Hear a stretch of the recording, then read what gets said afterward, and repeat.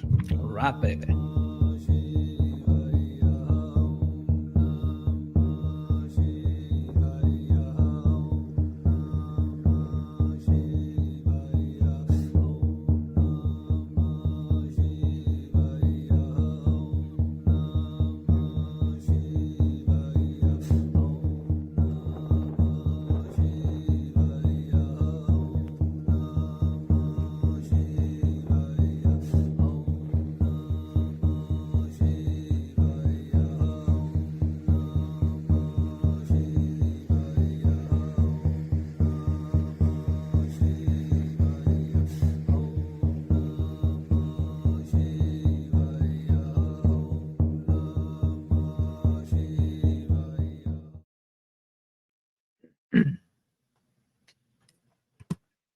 Hello, people. How you all doing? Hope you guys are well. Hope you're thriving.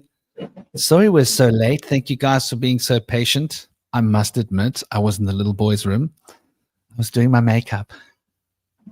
No, I wasn't doing my makeup. I was doing, serious business, heavy lifting. So welcome to everybody. Hope you guys are all thriving and striving for doing better than surviving. That's why we're all here, going to be having a little bit of jiving, and we're going to be talking about something that's really very close to my heart. Actually made me think about this. I found my SoundCloud. I was like, duh, I've got like at least three albums worth of tracks on a SoundCloud from like 10 years ago. When I went to check it out, and yeah, it's still there. I was like, wow, that was cool. So I listened to an old track, and made me listen to another old track. Before I knew I was listening to something, We Came Here. It sort of reminded me that sore pang of where we're from, and why we're here. So other than that, let's get on the show. Before we get into the nitty-gritties, Systematic Zoo, namaste to everybody. Namaste to Edward, Howard, namaste Howard, Hollowbone Hawk, namaste everybody, Out Tuition, Neil Warren, namaste, and Corby 2.0. Hope you're all well. Hope you're all thriving. I hope my audio is not overdriving. Hope you can hear it. Hope it's nice and square and fair and smooth. Yeah, I'm definitely going to be needing some of my little fun bits. Eucalyptus. So before we get into it, let's see who we got in the room and have a little go around the circle. We've got Indy Sage. Indy Sage, for those of you that don't know, he's a shadow worker primarily, although he's got his fingers in all sorts of pies. And he's an anthropologist at heart. He's a researcher. He's also knee-deep in the Tao and Western esotericism, very much close to his heart as well.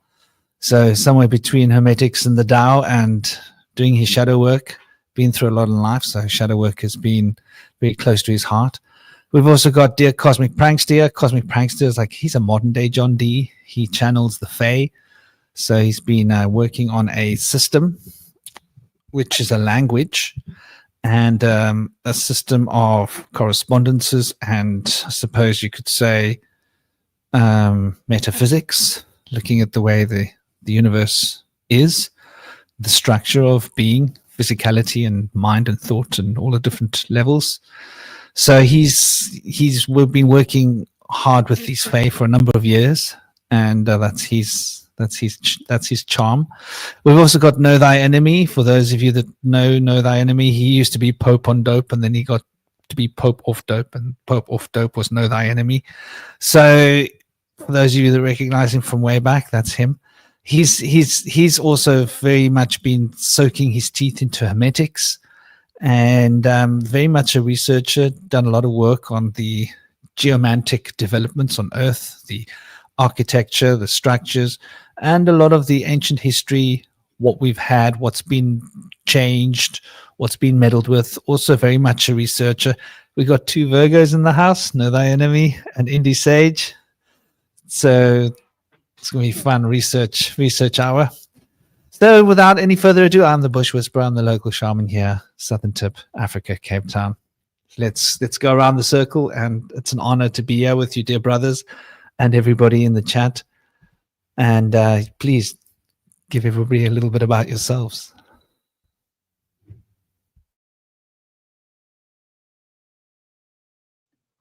I've done unmute myself there. Hey, I'm Indy Sage. Glad to be here today. If you guys want to check me out, I have a blog page, and that's at vibetribescribe.wordpress.com. And I have been working on my spiritual warrior path for a number of decades, and it's kind of something that's been in my blood as like a black sheep, I think, in a lot of ways. But you know, it's going to be a great talk today, and I'm glad to get started with it. I want to pass the mic down to Cosmic and Know Thy Enemy. All right, thank you, Indy. Yeah, it is I, the Cosmic Prankster, here on the round table once again. You know, I always kind of jump into these topics, not really kind of knowing what I'm jumping into, but you know, I feel like this topic has definitely been kind of relevant with me lately. I've been doing a lot of kind of like perspective shifts this month, sort of like kind of doing a sort of a reevaluation of like all the sort of assumptions I believe. So, you know, kind of getting through the fog, getting through the BS. And so I think this topic will be insightful today. Pass it on to Pope on Dope, Know the Enemy. What's up, man? Hey, hi there. Thanks for having me. It's just a bit windy over here. I just kind of stand outside because it's a bit noisy inside. Yeah, I've definitely been jumping into Hermetics and Greek wisdom, if you'd put it that way. Very interesting how a lot of them have the same names. So I've been trying to basically like put a whole bunch of stories together as to how who is who and what is actually happening, especially in Greek mythology itself. But yeah, I basically mingle in most of the stuff. Yeah, I'm definitely going to enjoy being on this one again. Yeah, I'll pass it back to you guys. Cool. Glad having you with us. Yeah, it's gonna be a great talk. I know as like a spiritual warrior, I like, you know, prefer to be a warrior in the garden than like a gardener at war, you know, as a warrior. So, you know, I've been connected to Mother Nature my whole life, and kind of spent a lot of time just kind of running around in the park nearby my house. I was fortunate enough to be able to be by some nature, and I did spend a lot of time there and grow very fond of it. I was also near the beach too, so you know, there's a whole world of itself there, and I became fully immersed in both the beach and the woods and the marshlands as well. So there's so much there, and I feel like a spiritual warrior can have a deeper connection, more grounded connection with Mother Nature. It can strengthen their call to help mankind kind of awaken to her and find guidance that she gives us. Yeah, man, spiritual warrior, something very close to all our hearts, I suppose. What makes people do this kind of thing, sit up here, and I suppose it must be a sort of a warrior soul to make people want to do this. Big love. Namaste, Vincent. How are you doing? I hope you're good. Shalom, shalom. So, yeah, man, spiritual warrior. Where do we go now? So, you know, I'm in the same boat as Cosmic. I never know what the show's going to be about. Sometimes it's a bit earlier. I only figured it out last night. You know, yesterday. Figured it out yesterday. Actually got the idea for it the night before, yesterday, but it was too late. Too late to put it up. I was like, oh, got to go to bed, wake up, climb the mountain, all of that jazz. But what inspired me was thinking about the constellation Orion. And so Orion represents the spiritual warrior. Orion represents the hunter in Greek culture. Orion, there's always tales about Orion. In many of the tales, Orion is a great soldier or a great hunter, and he goes over and beyond. And in recognition for his great sacrifice, he gets put up in the sky. And so this is like a popular narrative that we'll find when we're looking at the Orion narrative. And to start with, yeah? Yeah, my dog's name is Bellatrix, one of the stars of Orion. And Bellatrix is a star that's the Amazonian, the female warrior. So that's one of the aspects of Orion. Powerful. Nice. Yeah, Orion's got this very close connection with Sirius, right? So it gets quite exciting. Mm-hmm. And I believe it's the belt. The 3 stars, which represent the 3 kings. It's something we're going to get into. We're going to get biblical in your butts. Oh, yeah, baby. Namaste, the star. Hope you guys are well. The 3 kings. What is this astrotheology that they're telling us in this biblical story? Very ancient story that's been dressed up in all new sort of paradigms for us to enjoy. But yeah, so the three stars, which are the belt, align up, and they point towards Sirius, as far as I remember. Now, this is very interesting because this represents the divine feminine. So Orion represents the hunter, the warrior, that archetype of the spiritual warrior, and represents Osiris. So I think Osiris is something we're probably going to want to dance around, which is obviously the school of Chem, ancient Egypt. And when I say ancient Egypt, I don't mean all those funny dates that they've stuck together. They piggled up together all these dates telling us which epochs are which epochs of Egypt. I think Egypt's much older, but it's worn different names. I think, Phoenicia came from Egypt.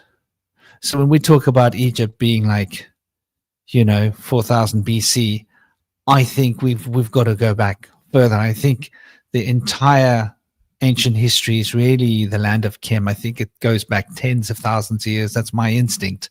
And that's what I've sort of come to see, especially with the alignment of the pyramids. There's been a lot of checking out of these pyramids, and obviously there's a certain amount of shift every year, noticeable every decade, much more noticeable every century. So the scholars and the astrophysicists that have gotten together, astronomers, to look at the movement of the stars and the planets, they look at like some of the most ancient. Now in Egypt, there's a big story about how old Egypt is. And there are a lot of smaller pyramids that are crumbling to bits, right?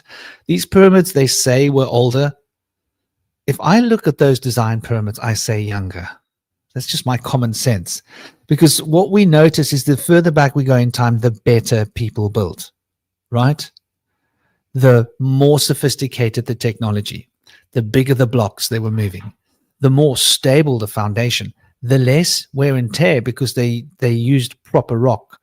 A lot of these other smaller pyramids were built out of little baked bricks. It's almost like somebody was trying to copy the old pyramids, which, makes sense. You find these great pyramids, you have an idea of what they're for. You think like Tesla thought, hey, let's build our own power stations based on the same principles. But regardless, the interesting thing about these pyramids is that they have this special connection that these two shafts, one of the shafts points at Sirius and the other shaft is aligned with Orion, especially if you go back 10,500 years ago. So we've got this very interesting date, and that would be when the large phenomenal pyramid was built, right? Everything else, I think, would be different dates. I think we've got a whole lot of different dates in Egypt. Some of them in the last few centuries, some of them 500 years, some of them thousands of years, some of them, 10,000 years and older, which is yet to be discovered underneath. But looking at this, we've got the story of Osiris. And Osiris, obviously, is for those that don't know the story, I'll try and tell it without mangling it too badly. So you've got Set, and the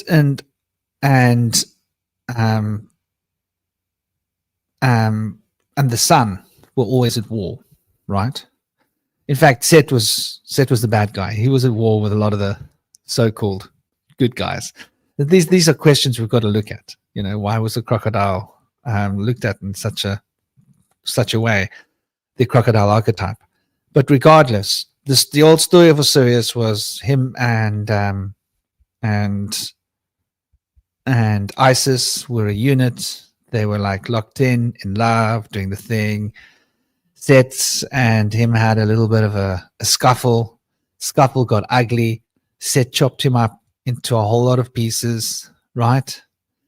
And one of the pieces was never found, and that was his phallus, right? And Isis, after this had happened, was furious. She wanted to have a baby. She wanted Osiris to be the father. But before she could conceive of Horus, she had to do the low down, dirty, funky with Osiris. So she went using her great magic and found all the other bits, all the other pieces. And so there are these 12 pieces that she had to find, put them back together. But she was lacking a phallus. So she had a golden phallus fashioned, right? I'm sure she had it done slightly bigger, knowing her. So anyway, she fashions this golden phallus. The official story is that she couldn't find his original one, but maybe she just wanted a golden one that was bigger. Who knows? And so she puts this on him. And next thing, Bob's your uncle. He's back. She uses her powerful magic, resurrects him. And he puts one in her oven. And now, after this point, he decides, well, you know, I am going to be in my realm, the underworld, where I'm going to rule, right? So he goes down into the world of the underworld, and that becomes his new jig, his new gig. So this is the story of Osiris, right? And there's a James Bond film called Goldfinger. I always think of a knockoff of that film called Goldmember. I don't know if you remember it. Was that Austin Powers or something? There was some kind of a knockoff of Goldfinger, and it was Goldmember. Yeah, that was it. That makes me think of Osiris. I think they're talking about Osiris in the story, right? The one who could never be unalived. So anyway, Osiris is then up in the stars. He's put up there. He's got his constellation. He's done this great deed. He's brought Horus in, and Horus carries the flame, right? And Horus represents, very interesting, the sun and the moon in his eyes. I think this is like got to do with a masculine personification of Venus. Isis being a feminine personification of Venus. Also lunar as well. Isis is very interesting. She's got lunar fingers in the lunar pond and Venus pond. So, and Venus obviously has a day star and a night star, you know, so relates to both the sun and the moon in a sense, and is the one planet that's spinning in a different tilt. So is able to relate to things from our Earth perspective most. Hence, she rules over beauty and Inanna in all the stories. He's also taking this journey into the underworld, right? So where does this put us in terms of the concept of the rebirth of the spiritual warrior? I think Osiris represents this in the land of Kem. In the same way, we can find this story echoing through the different places. You know, we've got the hunter of the Greeks. We've got the stories of the Hopis, the Americans. We've got the stories all around the world that represent these two constellations, drawing distinction between Sirius and Orion. And if we look at the etymology of Orion, it's quite interesting. So, I mean, ion, there's no joke about what an ion is. We know what ions are. We work with them in physics and chemistry these days, right? Ions.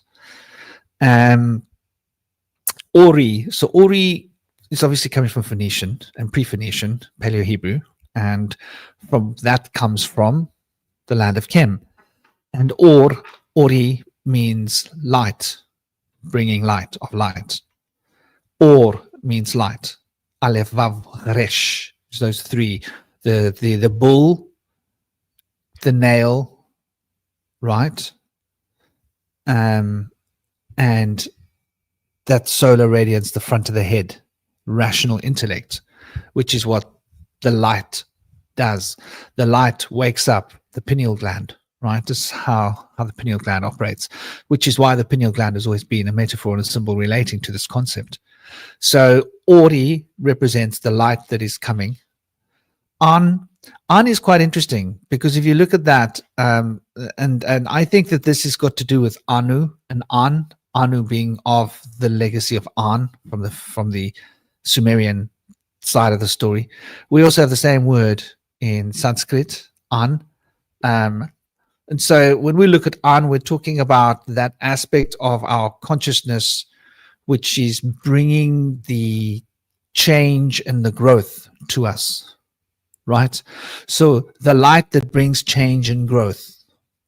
And so there's this powerful constellation here. And there are also stories about Orion and Scorpio being at war. I think that's a Greek story. I don't know if you guys know that story, the story of the war between Orion and the Scorpion, which represents this transformative potential, which is why Scorpio rules over, the roots Kundalini sexuality, which has got to do with life and producing life and losing life. So yeah, I think I've said enough for now. Orion representing the warrior of rebirth. What do you guys think? I know Orion bragged that no beast could match him, and Gaia, the goddess of Earth, sent the scorpion at him that killed him, and just to prove a point that he was being a bit ridiculous. But it wasn't the first time that this story happens for him. There's another situation where also when he was hired to rid Chios of the wild beast, he boasted that he'd kill every animal on Earth. And so it was a bit ridiculous, saying that he could kill any animal and any beast, and his arrogance kind of got the best of him. And so he had transgressed and had lost his sight. But he actually restored his sight by facing the east, according to the guidance of Hephaestus, and he was able to see again. But he then kind of had an affair with Artemis, and they fell in love. But she was tricked by Apollo to shoot him with an arrow in the back while he was swimming, and he died. So he's got some somewhat grim tales. It is said that he was born from Poseidon and the daughter of Minos, Euryale, and that he had the power to walk on water. But it's also said that it's kind of ridiculous that he was born from Earth after 3 gods urinated on a sacrificed bull hide. So it's pretty ridiculous. I don't know if they're just poking fun or what. Maybe after he's being. But we've got to also recognize what urine represents, right? Yeah. Like we think of urine as being bad, right? Because we've been programmed that way. Right. But in ancient times, the urine of the gods was considered like a sacred nectar. So it was like an honor of the gods, and that was how the gods could shed their essence. They would spit or they would urinate, right? And both spitting and urinating in our culture is considered rude and disrespectful. But I think, in the greater, if the gods gave you urine, you would drink it. Why? Because it was obviously going to be like really good for you. And the bull hide is really interesting because that represents the bull of heaven. Yeah. Yeah. I think so. Know thy enemy. A bull hide over his arm instead of a shield. Sometimes, like maybe in older depictions, he actually had a bull hide over his arm. Potentially, I'm looking into that now. Oh, yeah. You got something there? Know thy enemy. Ophiuchus, the constellation Ophiuchus. What does it sit between? Do you know?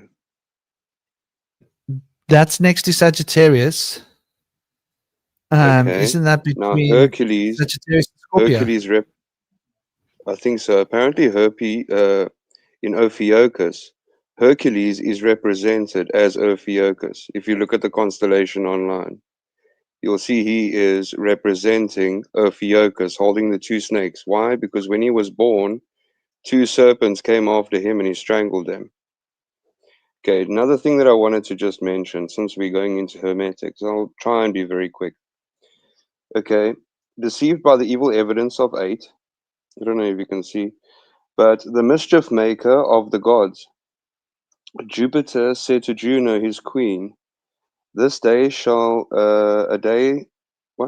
This day a child shall be born of the race of Perseus." Okay, he's the mightiest of all of Earth. Okay, I'm sure a lot of people know what Hercules got up to. He did a lot. He apparently also released Prometheus from his bounds and also killed some vulture.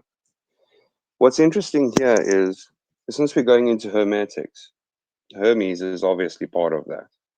Okay, I don't know if he stole the wisdom or what the case is, but if you go into the divine Pymander and his ways, apparently Hermes wrote a lot of stuff. Who knows where he got it? Apparently he found a lot of it in Egypt.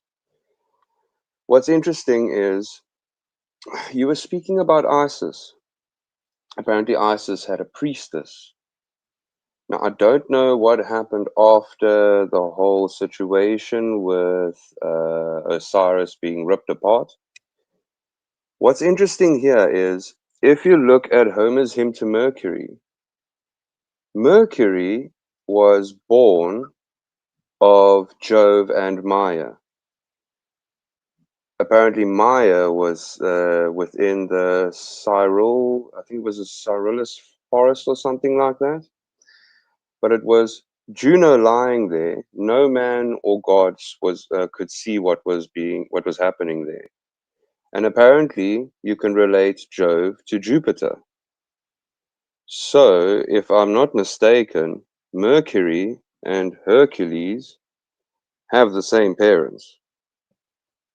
So I don't know if this is Mercury. Anyway, what I wanted to mention was Pompeii and Herculaneum, okay? Now, what's interesting here is it states in here that it is Hercules town is rebuilt. Sorry. Oh, thought someone was going to talk there. Okay, so Hercules town was rebuilt. That is Herculaneum.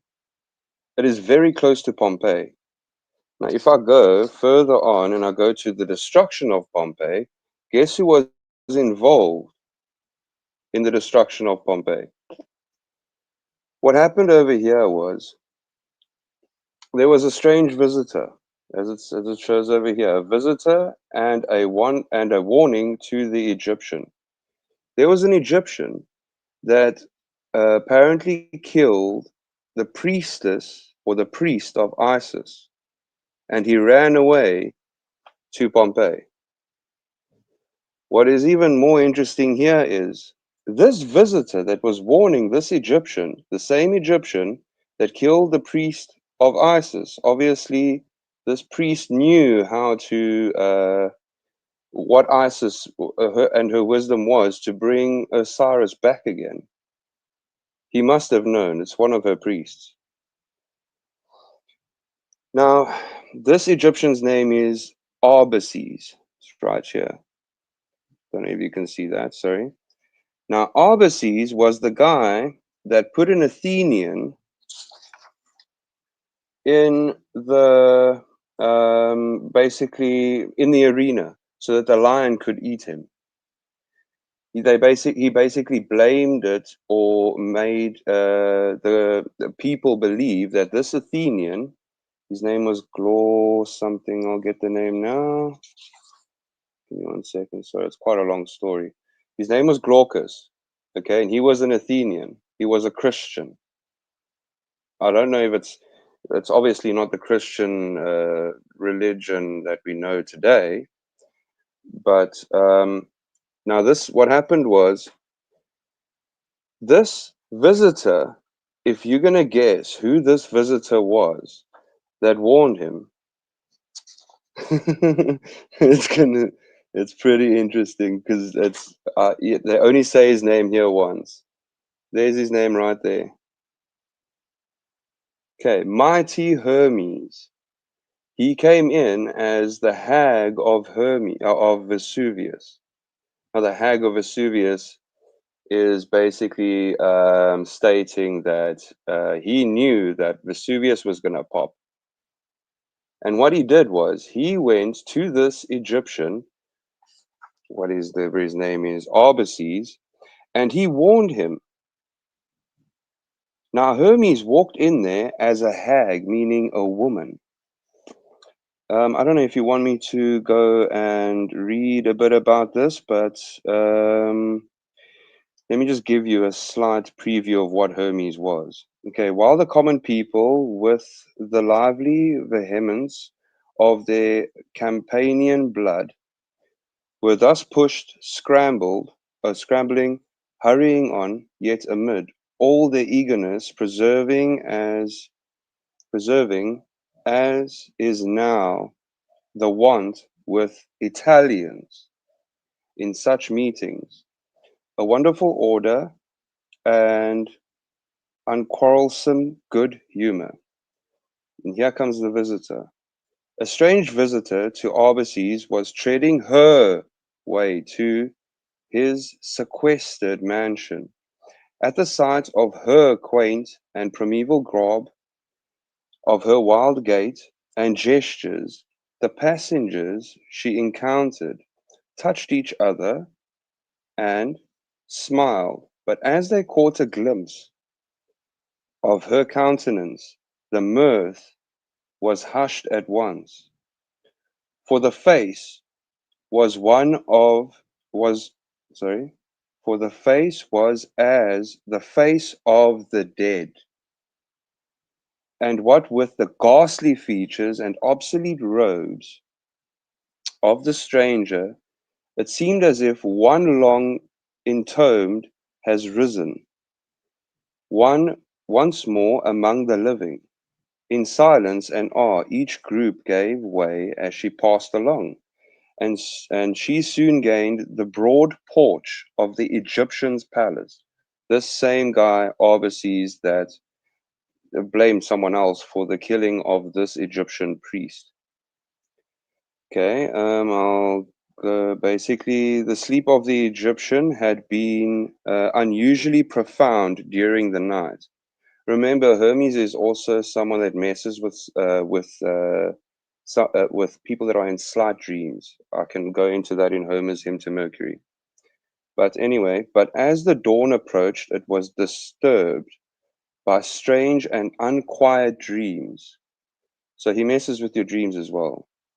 With a shriek of wrath and woe and despairing resistance, Arbaces awoke, his hair on end, his brow bathed in dew, his eyes glazed and staring, his mighty frame quivering as an infant's beneath the agony of that dream.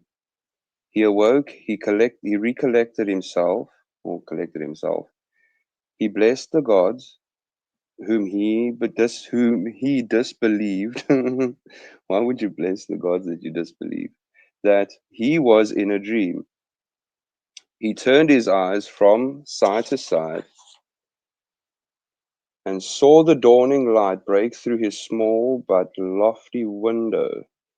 He was in the precincts of day. He rejoiced, he smiled, his eyes fell, and opposite to him he beheld the ghastly features, the lifeless eye, the livid lip of the hag of Vesuvius.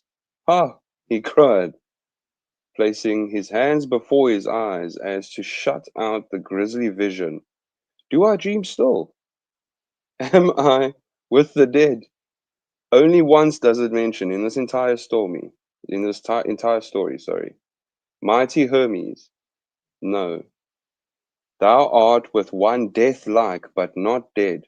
Recognize thy friend and slave. Interesting. There was a long silence. Slowly the shudders had passed over the limbs of the Egyptian, and he had passed and fainting, and dying till he was himself again. So basically he says here, I came to warn thee. Why would he warn someone that killed the priestess or the priest of Isis if he wasn't involved in the death or the how they chopped Osiris up and all of that? Now, basically what happened was he said, I shall cross over Herculaneum this day, and wandering thence along the coast, shall seek out a new home, because he had mentioned that Vesuvius was going to pop. It was about to blow. Now, when the Athenian was in the arena, when the lion was let go, the lion was running around the whole time looking for an escape, because obvious animals have this intuition about things that are going to happen. They know things are going to, if something happens, they want to run. The birds they go crazy. They want to get far away from it as possible. So the lion wasn't interested in this Athenian at all. Basically, there was also a lady over here that knew something about healing. Her name I will have to find over here. But she apparently knew how to bring the dead back to life. Just trying to find her name. Heria or something I think that was her name. Conscious Innocence. I was trying to find it.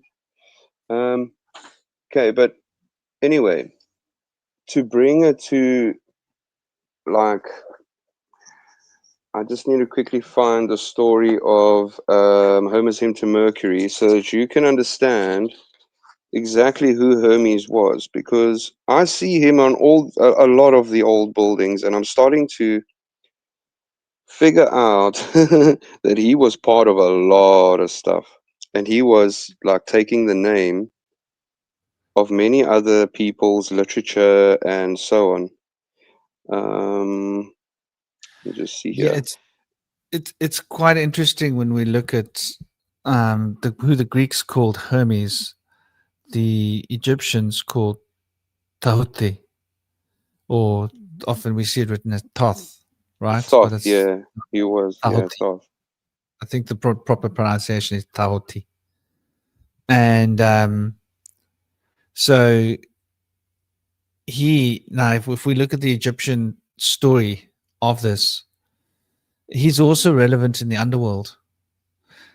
So when we're looking at like the rebirth process, right? So like you lose your life and you go underworld. Woohoo! Here we go. And then you end up going through a series of challenges, and you have to recognitively associate your life. At which point you end up sitting before Anubis and Mart. Is it Mart? Yeah, Mart. And she's got the feather of truth, and Anubis, and the dog star, not Anubis, the other one. Yes, Anubis, and this is in the realm of Osiris. This is Osiris's realm, right? And only second part of his name, Sirius, Isis, is able to actually come to his realm. That's an interesting point. But who is the scribe of the heavens is also the judge who presides. That's Thoth. He presides as the judge. So you'll be facing Thoth, and there'll be the scales with Mart with the feather, and Anubis acting as the actioner. And so these three make a proverbial triangle. And within that triangle, or around that triangle, we have Osiris, the ruler of this kingdom. So you could see Tahuti or Hermes, because Hermes is a name that was added later than Tahuti. So that was the Greeks appendaged the name Hermes for him. They changed a lot of the names, probably got to do with different roots of language. Although the roots of their language comes from the same place, which is quite interesting. Why did they come out with this name Hermes? Regardless. For confusion. Well, I don't know. I think there's more of, who was it that was saying Howard? Howard was saying, Howard's mentioning how Morpheus is very similar. The author and the finisher in Re, Egyptian Book of the Dead in Re, the Lamb's Book of Life. Yes, you guys are honored. I think it was Howard that was mentioning, yeah, there I can see it now, about the Norse mythology. So Loki, who is Hermes, who is Tahuti in a sense, right? The god of magic, right? Also trickster deity. There's a lot of this trickster elemental. Quicksilver.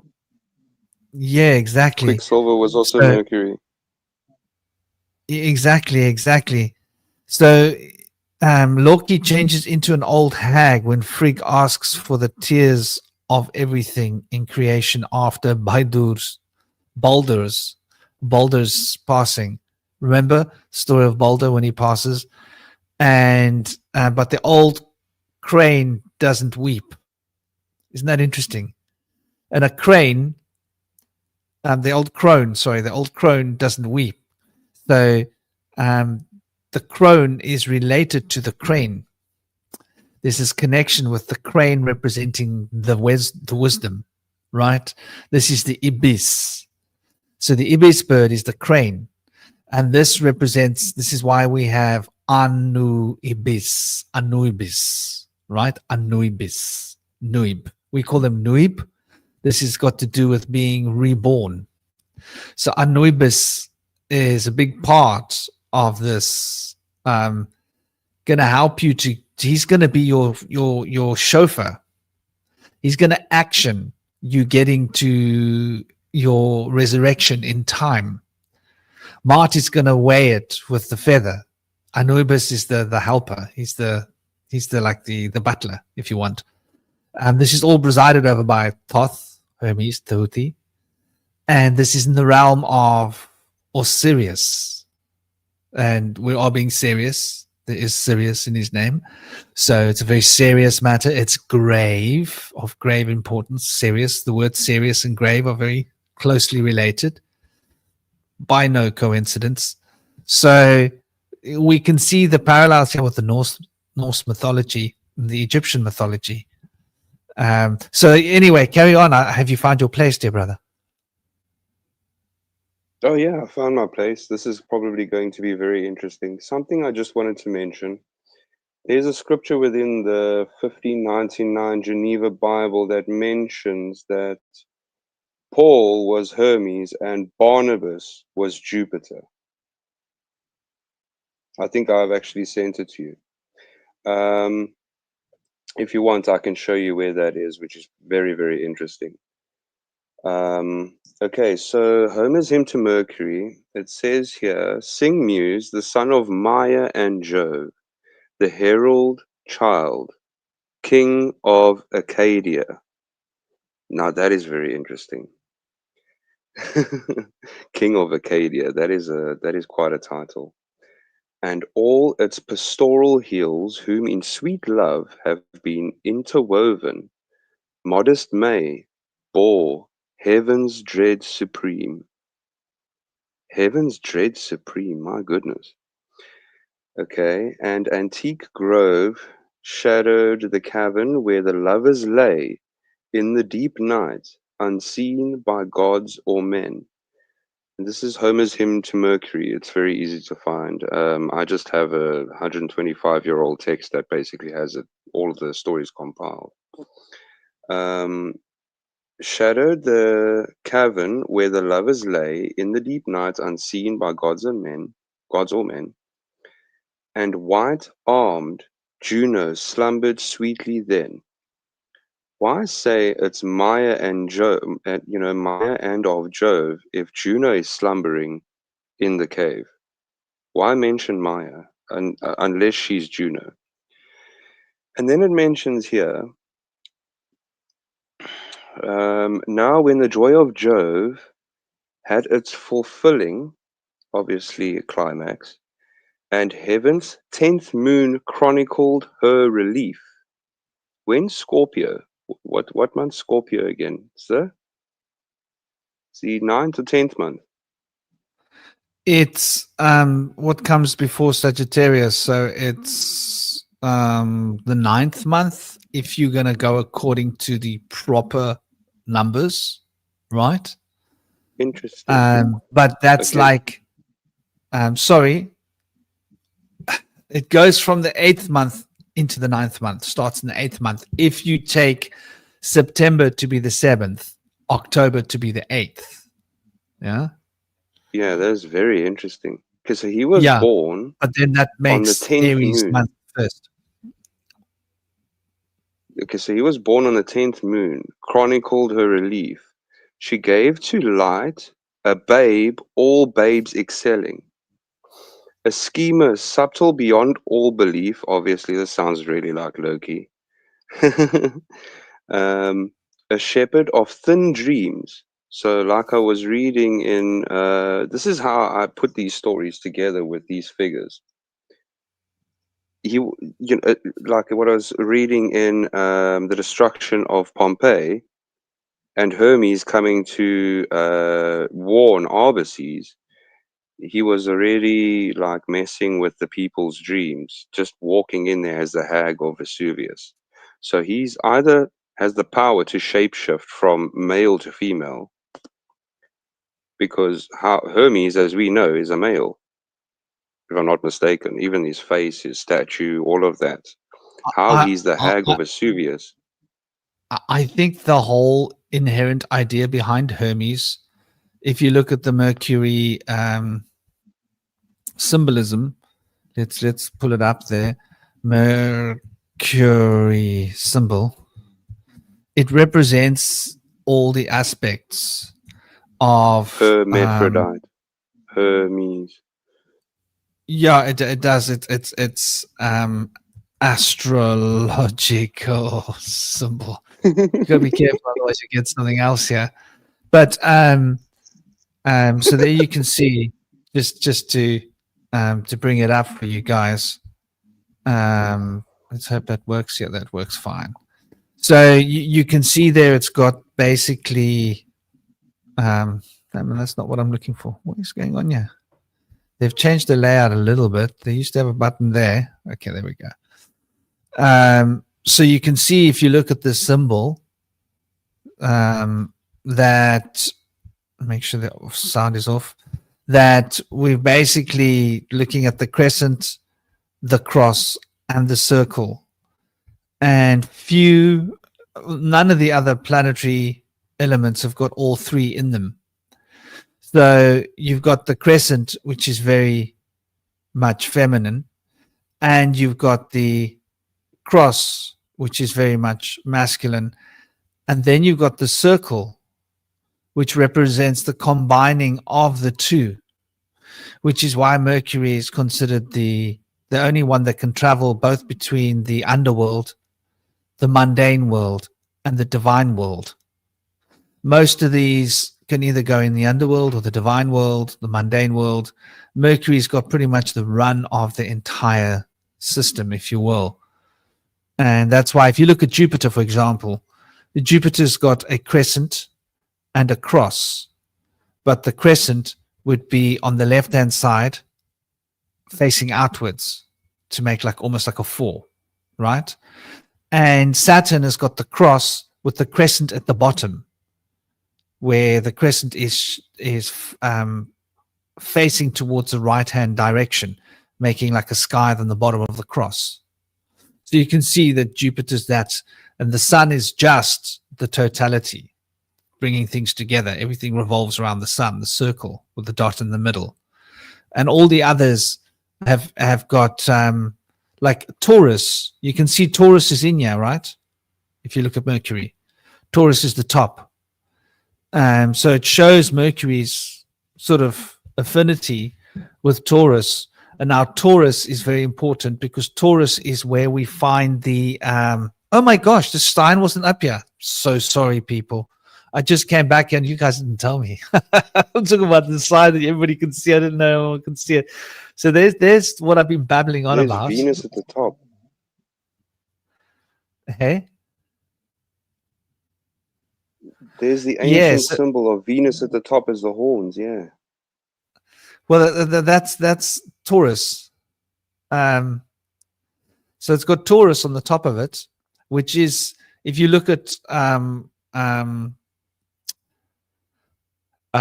Orion, it roots itself in Taurus, right?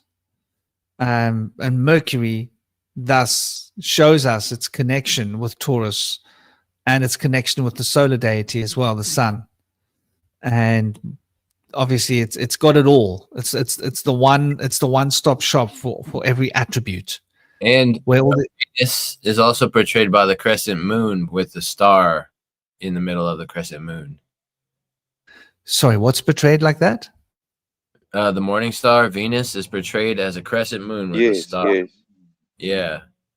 So if there was like a star above the head of Mercury, it'd be like Venus above. But it does have that Taurus aspect there. And then it has the female symbol below, which is like Venus. Yeah, that's very interesting. That's how you can tell when it's Shivratri. Yeah, in India. True, yeah. You see this alignment between Venus and the moon. Because in Homer's him and Mercury, he deceived Apollo by stealing his Cattle. cattle, yeah. And this was Hermes, and he was just out the cradle. That's what makes the story very interesting. He's a tiny little. I have no idea. I just read the story and I was like, how on earth does this little thing get up to so much mischief? This is how he deceived the gods. And he's like, he makes this little instrument out of a shell, and he's playing this beautiful music, and he jumps on this cow of Apollo. And where this even comes from, just remember, let me just read the small story before I carry on. It's a very small section. That was most strange, but this is stranger still. This having said, Phoebus impetuously sought high Silene's forest, cinctured hill, which is where he was born, thanks to Jove and Jupiter and Juno. And we already know Juno is the cursing type because she did that to Hercules, which is also in the Labors of Hercules. You can also look up. It's definitely online if you want to have a look at that, or you can have a look in my TikTok, which is the same name as mine, or my YouTube. I just popped up a YouTube again after I lost my old one. But anyway, and the deep cavern where dark shadows lie, which is also pretty interesting, and where the ambrosial nymph, now we know what a nymph is, right? With happy will bore the Saturnian's love child, Mercury, and a delighted odor from the dew of the hill pastures at his coming flew. Now, how he's a babe. He's probably not even a few months old. And he plays this music, gets the cattle to come to him other than the bull. I think he left the bull there. And he jumps on them, plays this music, and they follow him all the way to where he wants them to go. And he's supposed to be a god. And he's eating flesh, which by the Greek gods, they thought this was absolutely like, what is this guy doing? In the story, they mentioned them as heifers, which is just brilliant. And he eats them. He doesn't need to eat, but he eats them. He cooks them and he eats them, and then he burns everything else up so that Apollo can't find them. And then when the gods come to tell him, listen, like, you're supposed to pay for what you've done. Where are they? And he makes up all these stories saying that I'm just this little child. How could you think that I would be capable of doing these things? And he is in the background playing this music, which is like keeping them calm. Wow, he's definitely a mischief maker. Now, when I start adding Hermes into these stories, apparently the first Hermes was the son of Vulcan. That is, if he wasn't the personification of him and just overlapping him. Never mind that. He was Thoth, or talking to Thoth, as who knows how they want to represent that in the Divine Pomander. from Dr. Evangrad or something like that, whoever wrote the Divine Commander. And he was basically saying to Thoth, or Thuoth, however you want to say that, that the mind is God. The concept of thought itself and your intuition and your intent upon how you think and how you see things is creating reality from your concept of your space of mind, which is generally where hermetical sciences come from. And then it states in there that he had taken all of these, or he had written these books, which I'm not sure if that's believable, but apparently Hermes wrote many, many books upon astrology to, the anatomy, you name it. He basically wrote. So I think he wrote about 42 books that are very well hidden, if I'm guessing, or they were burnt or kept by whoever. But no one knows about them really. But the Divine Commander is like out there, basically stating that if you de-siphon from the 12 disciplines, which I showed in a previous video a while ago, which is basically lust, wanting to take leadership over people, eating too much, drinking, all of those types of things. If you de-siphon from those, your state of reality will be easier to create, almost like this state of mind where you can reach complete stillness. And you would go into a cave while fasting and all of that, and you can start seeing God from your state of perspective within, from your concept of thought itself, which is very bizarre, because if you look at how Hermes deceives and so on, it is very interesting how he would mention that in like literature text or the Hermetics, like the Divine Commander,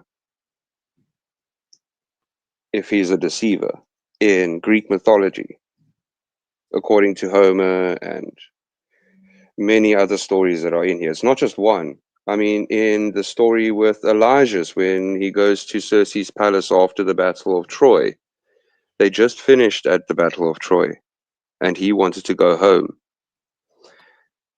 On his way home, he bumped into Circe's palace. And what happened was just to make a quick one, half of his troops, he split them in half so that at least everyone doesn't perish just in case something does go wrong on the way to this palace because they wanted food, which I don't understand. They're in the sea. It's very easy to catch fish.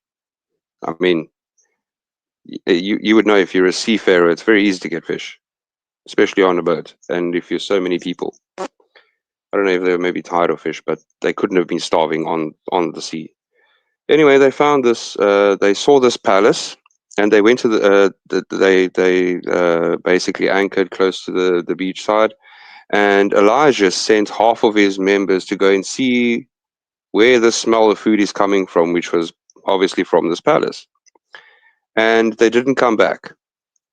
So half the other crew that was left behind, along with Elijah's, didn't want to. They were too scared because if all those men didn't come back, they didn't want to follow Elijah's there. So he walked there himself, and here comes Quicksilver and warns him. Now, you know who Quicksilver is. I just mentioned it previously. Quicksilver is obviously Mercury. If you see it in its states and its form, it's Mercury. He had the wings on his boots, and he was one of the great wizards that taught Elijah. He was one of his great mentors. It states it even in Circe's palace. You can also get that online. And he warns him and tells him, Circe is an enchantress. Take this white flower, which is one of the rarest, it's one of the rarest flowers apparently, and sniff this flower whenever she presents anything to you. or you feel that your state of mind isn't kosher, sniff this flower, and none of her enchantments will overtake you. And then Quicksilver just disappears again. So Elijah takes his flower and he goes all the way up there, and he finds this beautiful fountain with this purple water, which he didn't drink. He obviously knew that something was up with this water. And he goes and he figures out that Circe enchanted half of his men into boars, which, if you know the story of Circe, she would enchant the food, and whatever animal you closely resemble, you'll turn into, and then she would keep you and use you however she would. I don't know anyway, either as meat or whatever. But she had 4 nymphs with her. One was a dryad. Like she had this green hair and she could turn into oak and, all of these interesting things that is attributed to nature. And what nymphs and druids generally did was they attached their soul to the top of a cedar tree or the ancient trees that used to be around. And the only way you could kill them was to chop the tree down. And then their soul would be basically just running around. Anyway, so he was sniffing this flower while Circe was trying to enchant him, and it just didn't work. And eventually she gave up. And Elijah said, okay, well, I know what you're up to. Why don't I... Okay, so basically he imprisoned Circe, and they then stayed together. Which is pretty interesting, how Hermes is behind this as well. I'm finding him in so many of these stories, it's not even funny. Then apparently the first Hermes was apparently the descendant of Agathodamon. He was the first Hermes. So there wasn't just one Hermes, there was another one. Hermes the second. I can definitely show you. You can read that in the Divine Pomander as well. I then had a look, because I thought initially that Vulcan, the father of the second Hermes, was Hercules. But then if I had a look here, between Jupiter and Jove, it's the same father as Hermes and Hercules, same parents. That's just bizarre. So I don't know if this is like an entity that existed that just like took all knowledge for himself, or we in his weird deception, or who knows. You're But I mean, talking he was about who half dead exactly? and alive. Hermes, yes, definitely. There's older stories, like when we go back to older epochs, we come across the same idea. We've got to look at the Greeks. The Greeks inherited everything that they taught and know from the Egyptians. That's what they acknowledge. It's what it says in their books. So we are hearing a secondhand story. And then in ancient Egypt, that was inherited from more ancient Egypt of Kem, right? And that is inherited from a more ancient Sumerian lineage. So if we start to look at how this moved through history, so if we want to get a more accurate idea, I think, of Hermes, we want to look at the Egyptian story of Tahuti, of Thoth. And Quetzalcoatl is also a very ancient. In fact, it mentions him going in the Sumerian accounts. I can't remember what his name is in the Sumerian accounts. Oh, it's been a long time. There's a lot of names in there.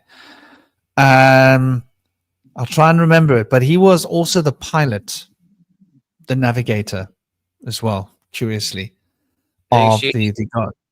Hey? Nangshida? I think you're right. I think it's Nangshida. And doesn't Nangshida at some point go off to a faraway continent to establish a new culture? And he travels off to the west. And I believe that's the South Americas. I think it's mentioned. He leaves the abode of the gods, and he goes beyond the Abzu off to the west. The Abzu is Africa, right? It's quite clearly described as Africa, the big heart-shaped, massive, biggest landmass on the planet, obviously Africa. But he travels down through the Abzu, past the Abzu, and continues downwards and west. And if you travel that direction, you're going to get to the Americas. So then we've got Quetzalcoatl and the other forms of Quetzalcoatl across the Central and South America, which is where, if you track that story and then you track the sudden arrival of Quetzalcoatl and the feathered serpent, and he is also the teacher of agriculture, the teacher of writing, the teacher of sacred knowledge and of the wisdom of the occult magic. And in ancient land of Kem, he was also the teacher of writing, the teacher of agriculture, and of all of the sacred things, the magics. So he was like obviously a cultivator of culture and of society and of civilization. So the Greek stories are now embezzling these, embezzling, maybe that's it's a heavy word, isn't it? They're embezzling. I don't know whether they're embezzling, but they pumping these stories up. But we've got to acknowledge that they got their stories from Egypt, because that's where they say they got it from, right? So it's like the broken telephone, yeah? Like if you tell John something and John tells Mary and Mary tells Paul and I ask Paul, I'm not going to get the same story from Paul that John originally got, because that's how the broken telephone works. So we've got quite a broken telephone by the time we're talking about the Greeks, I think. Or at least that epoch of the Greek information that we're looking at, because they went to Alexandria to get all of their information and their knowledge. In fact, the Greek language was also built out of pieces of knowledge from this. So there's probably an element of Greek language which is similar to the ancient language of Kim, once again. So I think, like, for us to be deciphering the original hieroglyphics as they have might be accurate, might not. But I think the Greek probably has elements of the Egyptian language. What's on your mind, India? I can see your lips itching. I'm just listening avidly. No, but yeah, there's definitely a strong connection between the hieroglyphs and the Greek language. And I think that connection is evident with the Phoenicians. You can kind of see where they kind of parsed out their own alphabet from the hieroglyphs. Instead of choosing like the falcon as the letter A, the Phoenicians chose to use the bull, both of which represent the sun. So a lot of the sun gods there in Egypt were represented by the falcon, whereas the bull represents like Yahweh in the Middle East, in the Mesopotamian area. So, there's like a kind of a crossover there. And also further associations with the sun carry over to the lion, which is evident in Serapis. Serapis art is said to be one of the figures that's inspired the figure of how we represent Jesus today. But Serapis was a combination of the Greek god Apis and Osiris. So that figure was portrayed as like a Greek with like blondish hair. Whereas, the previous culture of the Cometian culture was either, like North African, like Middle Eastern kind of appearance, or potentially African. So a very drastic difference as the shift went on through the dynasties up until the Hellenistic era. But, we see a lot of different representations of the sun there. And I think the falcon has a lot of different wisdom that was kind of the representation of the falcon for the sun was kind of lost as the sun worship carried away from Egypt. But they also represent the eagle. Now the eagle kind of has more of an association with Enlil and Enlilite type of archetypes of like conquering, warmongering type of cultures. Whereas the falcon has more of an association with like internal wisdom and like seeing things from above kind of aspects of more spiritual wisdom. So I just wanted to mention that. I've got something quick here to mention quickly. If you want to just, I'm not going to be long. This is from Pompeii and Herculaneum. Okay, this is where I put the Greeks and the Romans together at this point. Okay, now who knows how they were working together or what the case was, but it mentions here, what a strange wonder is this. Our prayer to thee was for water, earth. What is this that thou now sendest from thy womb in reply? In the abyss is there life, or hidden under the lava dwelleth some race now unknown? Does what hath fled over return? Greek and Romans, O come, O see the ancient Pompeii. Here is discovered again Hercules' town is rebuilt. So you're telling me Pompeii is Herculaneum? Don't do Wow. it. But I don't talk to me. Do I have permission to have a bit of your cheese? Only a little bit. Have your mom put it on your curry. But no more talking. Okay, go. Do I have permission to have yogurt? Yes, only on your curry. A bit of your bread. Yes, of course you must. I love you, my boy. Ay, ay, ay. So sorry, I forgot the mic was on. I love you, but don't eat so much that you get constipated, hey? Now he's going to eat a whole kilogram of yogurt, the little bugger. Last week he was constipated for like 5 days. I'm explaining to him, dude, do not overdo it with the yogurt or the milk. I'm trying to get him to stop milk. His mother keeps pumping him full of dairy. Yogurt is as far as I go, but I like to keep it real. But yeah, what you're saying is really interesting.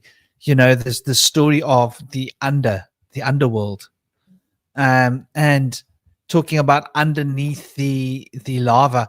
I don't think they're just talking about Pompeii. I think they're talking about what Pompeii represented, right? On a greater level, because we're hearing the story of Pompeii, right? But we're not really getting a very good idea of maybe there's a bigger picture. Like at the time that there were all these volcanoes going wild, there must have been other things happening. So what's the correlation between other natural catastrophes? Like I imagine that there were times in the past when there were floods and volcanoes and all sorts of crazy things going on. And I think that all these things tend to sort of compound. I always get the impression from that text that you were reading that, and I've come across it before, that they're talking about those that live in the inner earth. And these are these ant beings that they talk about in the Americas, right? Another culture that comes up from under the earth. In fact, the Hopi and other American tribes speak about how their forefathers and ancestors came from outside of the earth. And this is a typical narrative that we find many places around the world. Africa also has stories about these beings that live under the earth that come up. I don't know. What do you think? What do you guys think? Yeah, I've also heard in association with Hermes, the story of Mercury kind of parallels in a lot of ways. But they say that Mercury was the son of Jupiter. But they say also that Mercury was a psychopomp that would escort the souls to the underworld. And I don't know if it's the same story with Hermes, but he invented the lyre with a tortoise shell to appease his brother Apollo, who later had him killed by Artemis, his own brother. So he's got a kind of a dark story, but he's definitely a trickster, mischievous trickster as well. And so that really does tie in a lot with the Enkiite kind of archetype, which Ningshita fell into. And Ningshita was like Enki's nephew, I think, pretty close to it. And in a lot of ways, he did a lot of things that Enki did. And the counterpart in China is like the Green Emperor Fu Si that created the I Ching and the trigrams. But they all did the similar thing, as Franklin mentioned earlier. They would bring civilization to people that were exiled and kind of lost in the wilderness and kind of uncivilized, and taught them to be able to, farm and be able to hunt and fish and be able to build. The Green Emperor of China was portrayed as having come with a serpent tail, and him and his wife were shown together as carrying Masonic tools for architecture. And so they kind of helped build the people up from being kind of lost in the wild to becoming civilized and civil with each other and developing civilization. So in a lot of ways, I think Hermes falls in that boat as well, as to bringing wisdom and civilization to people, helping them become more wise and having more self-understanding, instead of being brought into these schools of being obedient to the king or being obedient to the man in the sky. His focus was more about, and this is kind of portrayed through like the biblical literature as like the Luciferian aspect, kind of in a lot of ways has been demonized.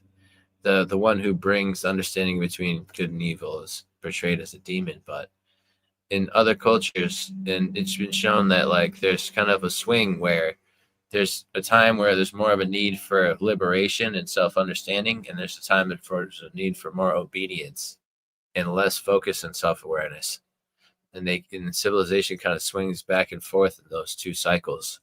So there's a favor of like Enkiite or Enlilite kind of management of our race through different eras. But it's thought that the Luciferian guidance is going to be pushed onto the collective, according to prophecies talked about by Manly P. Hall, where the Masonic elite have been planning to make a shift away from Zionism. And you can kind of see a big push of people talking against the church now. There was a long time where people were falling away from the church. Now you hear a lot of stuff about how the Bible is fake or things like this.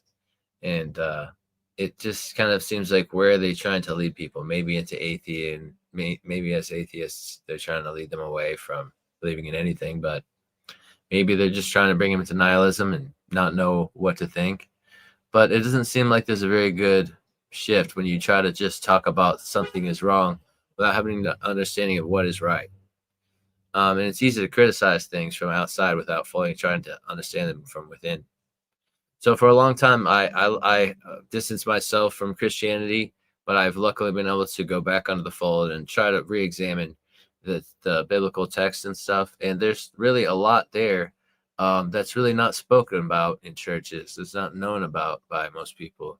That speaks about different things, like an individual gets injured in the Bible, and he's referred to by Elijah, I think, to go speak to Molech, who is good at healing.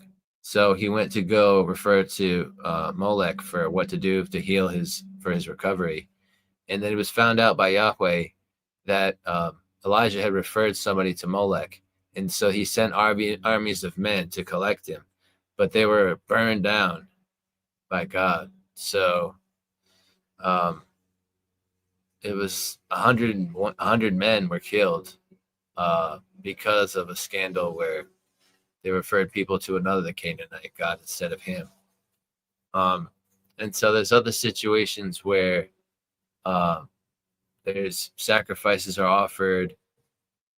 And in one situation, the sons of Aaron come with some incense for Yahweh's appearance. He's going to appear to them in their village, and they're supposed to bring a ceremonial incense. And they brought the wrong incense, and Yahweh was outraged and burnt them up with fire that came out of him immediately. So there's a lot of strange stories in there in the Bible that could bring a lot of light to different interpretations of what's really going on there. You got to be very careful. Yeah. And this now If you're John, going to go visit Yahweh, you got to have the right one, right? right? Many different This is a really good brand, by the way. It's called Igneous Products. And Igneous is about fire. That's the fire of Yahweh burning you up if you don't have the right product. So go and get your frankincense oils.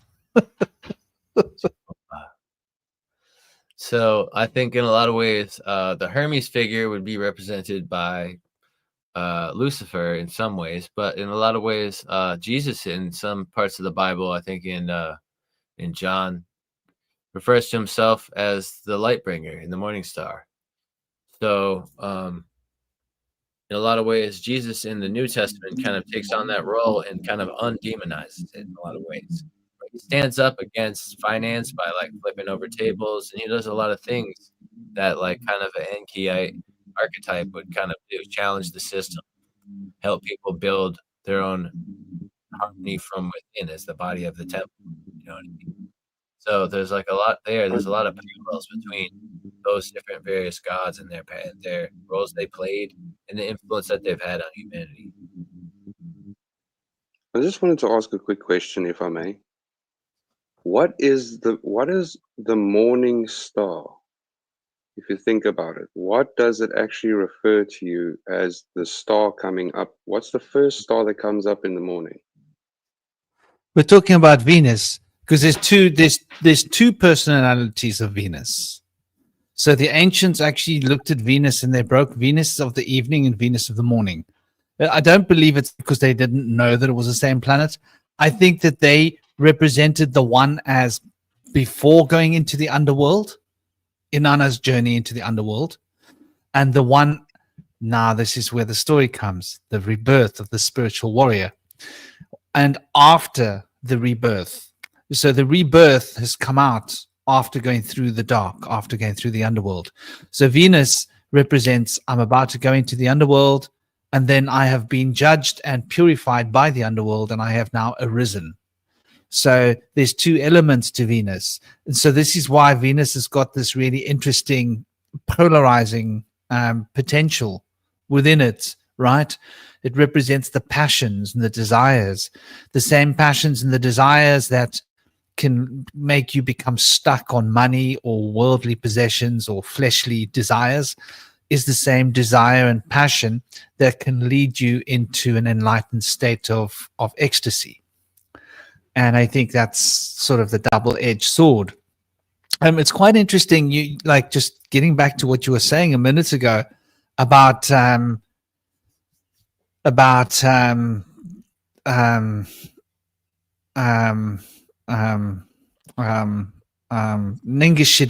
right? Mm-hmm. A few minutes ago, and this representation of the dark and the light element, right? Now, Nengishida, just by the way, this is Tahuti, right? Nengishida is the one with the tree of life, the tree. Yes. Right? Tahuti is the one who gave us the tree of life, the Kabbalah, right? Comes from this knowledge. It's the spheres, the knowledge of the divine spheres. And the archetype of the tree is something that is represented as the hermetic staff, right? The Hermes staff represents the tree of life, represents the touching of these spheres. This is why in the Kabbalah you see the hermetic, the tree of life looks very much like a caduceus, because it is essentially a caduceus. Yeah, that's why you've got also goes back to Ningshida, and Ningshida is portrayed as having two snake heads on his shoulders, even. Yeah, exactly. So and Shiva is represented as having the snakes curled around his neck. Yeah. So here's an interesting point. Shiva's number happens to be number 5, Panchamukhi. So the number 5 is also the number of magic. It's associated with Isis, but it's also associated with Tahuti. So there's these really interesting notions that relates this elements of alchemy, right? The 5 elements of alchemy, which are really the preservation of life. And so this alchemy is all about the renewal of our life and the longevity. And so the Huti Hermetics and the Nengishida are this interesting relation. And another thing in the Egyptian, what was the name? What was the other older name of Thoth or Tahuti? Maybe I can try and find it quickly. Man, Wasn't it what was he? because it was a I can't constellation as remember. I well. can't find it now. It's called Sod. Is it called Sod? Su? Suit. Something like that. I could be wrong. Because there's other deities like the pharaohs. When the pharaohs pass away, they become one with this deity, which is another transmutation or another form of who we are calling Tahuti. So Tahuti is a later form of a deity that had a different name when he was younger. Maybe I can dig that name up. Maybe. I feel like there's a lot of parallels with Ptah. Ptah was a different god, also god of wisdom. Interesting. Just of Pata means knowledge, huh? Yeah. Just a term of interest quickly. Hermes holds in one hand the crux ansata, which is the symbol of life, the Egyptian one. In the other hand, he holds the serpent, the scorpion, and the hawk's head. Above all, a circle surrounded by an asp.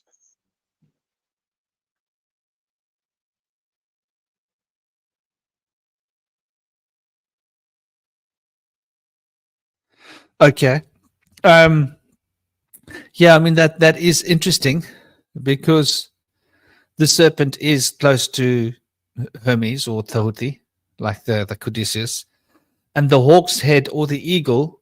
I think like different places in Egypt they had hawks, right? In some places, like in the Americas, they have eagles. Mm-hmm. Yeah. And so the hawks and the eagles, like if you ever watch them, they're hard to distinguish from each other when they're flying. We have hawks Yeah. too.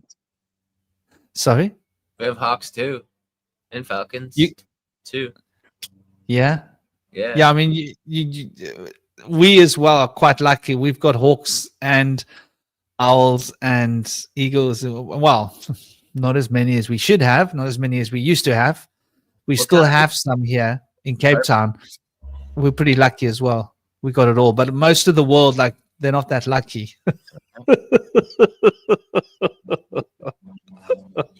I just wanted to ask something quickly. If you look at the older, let's say the older cultures like the Mayans, the Peruvians that were looking more at, what is this guy's name again? The sun. There's a name for him. Anyway, the Peruvians believed in a man that was born of the sun. Okay. There's a Kontiki is his name. Now, then you get, again, in Greek mythology, you get Helios. Then in Egyptian so-called mythology, you get Ra.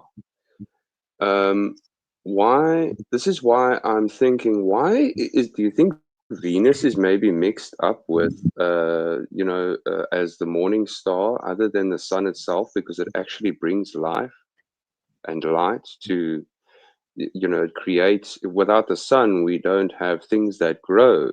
That doesn't create creation. It doesn't help things like, if Venus was shining, sure, that would be amazing, but the sun is what they were basically worshipping at those times, because it was adding to the creation of their crops. It was bringing them warmth in cold. This is what I was trying to refer to when we were talking just now about the morning star. Just as a quick one. I think they referred more to the clouds and the rain as their god during those times, of Baal worship at least. They really worshiped the rain, and they referred to it as like the semen of Baal coming down to fertilize the crops. And they did fertility, a lot of like fertility rites, orgiastic rites, to try to receive that rain. And I think clouds and rain in like a desert and arid region are like a real blessing when it's like really hot and sunny all the time. But I know that there's a strong association with like the Heavenly Father and the wisdom of enlightenment, like as in the sun enlightens and gives us warmth. We get warmth and enlightenment from this God.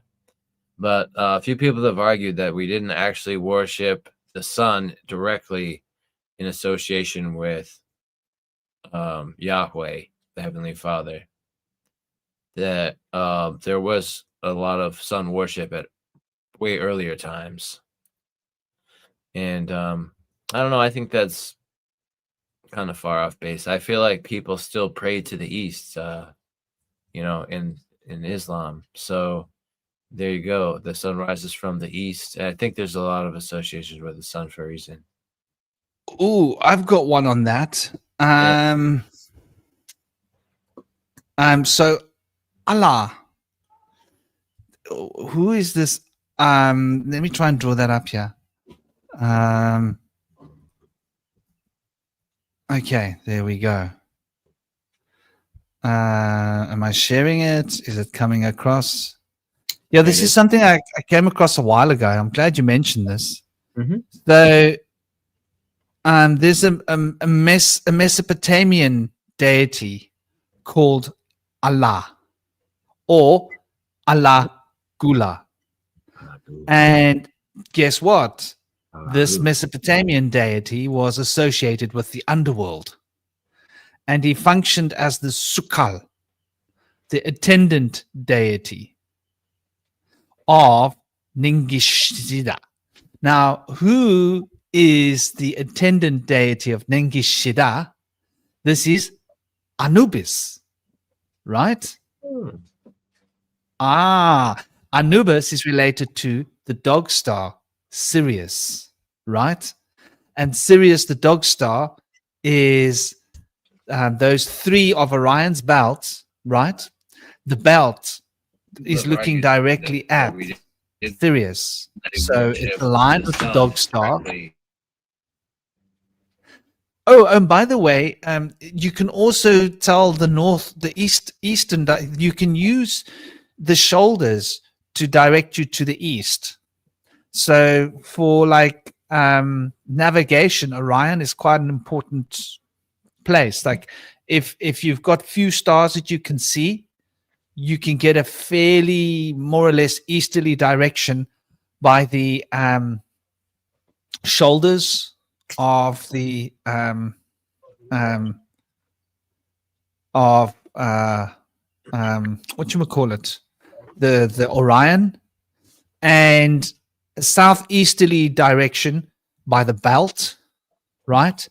And if you look at the right leg, the two stars that make up the line of the right leg, that's more or less a northerly direction. So you can actually break down this structure and use it fairly well for navigation.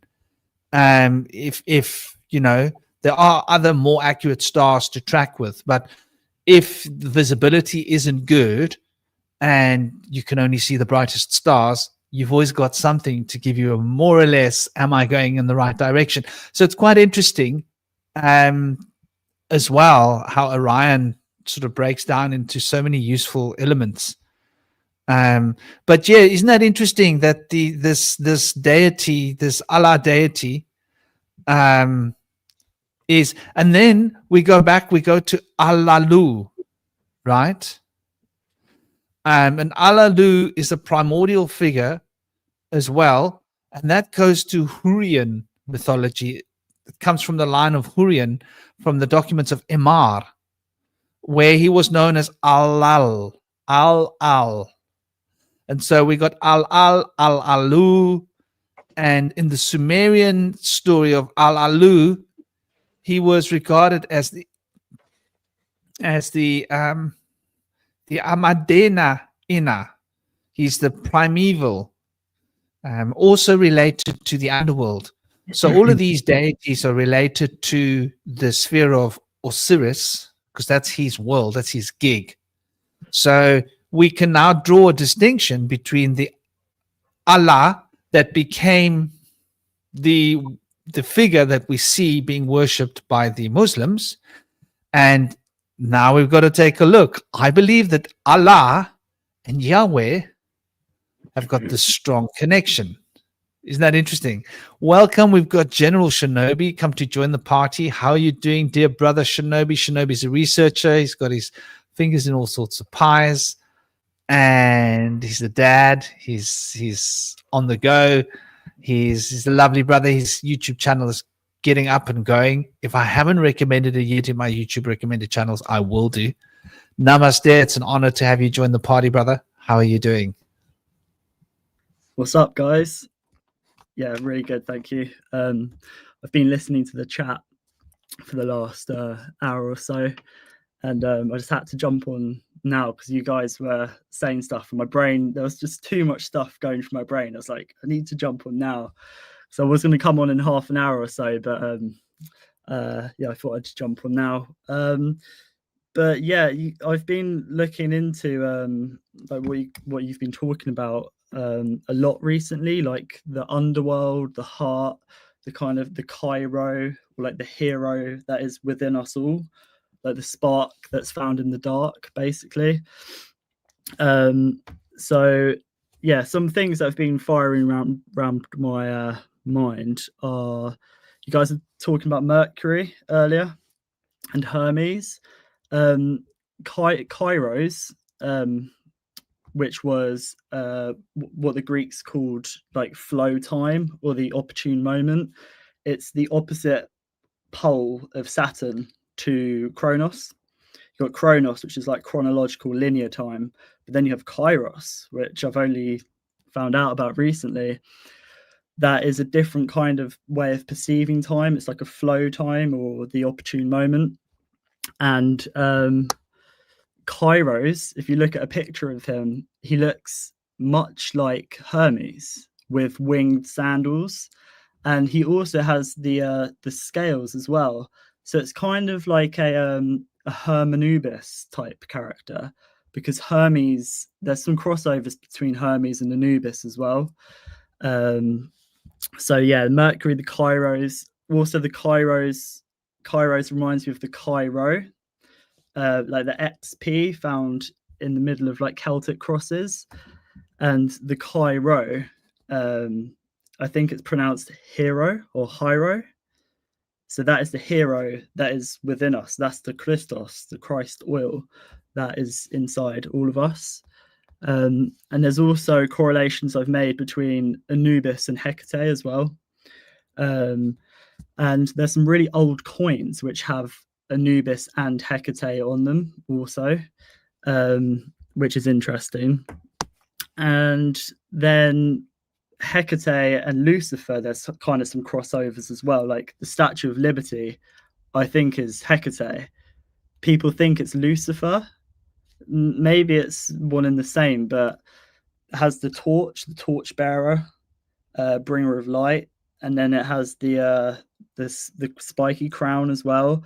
Also, her foot is chained, but the chains are broken, like which I think is very, very symbolic, that people have been kind of deceived into thinking that we don't have any freedom, but the chains are loose. We can move anytime. We're not stuck.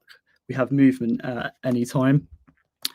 Also, I tried tracing the word Hecate back as far as I could go, and the Egyptians had a god of magic called Heka. I think it's Heka. Heka was their god of magic, because the Greeks, I think, warped this, because Heka means magic, Hecate means magic, it doesn't mean further away. I'd feel at my core that Heka or Hecate doesn't mean the far off one. It's in here. The magic is within. And I think what the Greeks did is they changed the word Heka to mean further away. And that is actually pushing our magic further away, you know? So rather than Heka meaning magic, Heka, magic, means further away. So I think that's very interesting because we've kind of been detached from our magic or our Cairo or our hero within. And then, of course, you have Cairo, the capital of Egypt, where you guys were talking about earlier as well, which is the Cairo, very similar to Kairos as well. What's that, Franklin? Cairo, Carionomy, Curio. It's got to do with reading the lines on your hand on fate and destiny. Ah, like curious as well. Mercurius. Yeah, it's like a Mercury kind of curiosity, I guess. It travels in between, and yeah, there's so much more I could get into, but I'll stop now. I'll save it for later. Just gotta let that out of my head. Can I ask something quick? Just as a quick one. Okay, so Fire away, brother. if you put it this way, if Set was like sun set, okay, which would be the moon on the opposite side of the sun. I'm just putting this in a yin yang type of situation. Ra is, let's just say it's the rising sun. Okay. Now, if Set, why did Set go against Osiris and not Ra? This is something that's been confusing me for quite a long time. If you think of the Peruvian god Kontiki, that was about the sun. If you think of the Greek, Helios was their god. That was the one that they wanted to have the most. Look, I understand you need rain, I understand you need all of these things, but without the sun, you can still make a plan with water. You can go to a river, you can create river like they did in Egypt. They made funnels and all of that so that their crops can grow, but without the sun, they got a big problem. Now, if you look, you already mentioned about Set, okay?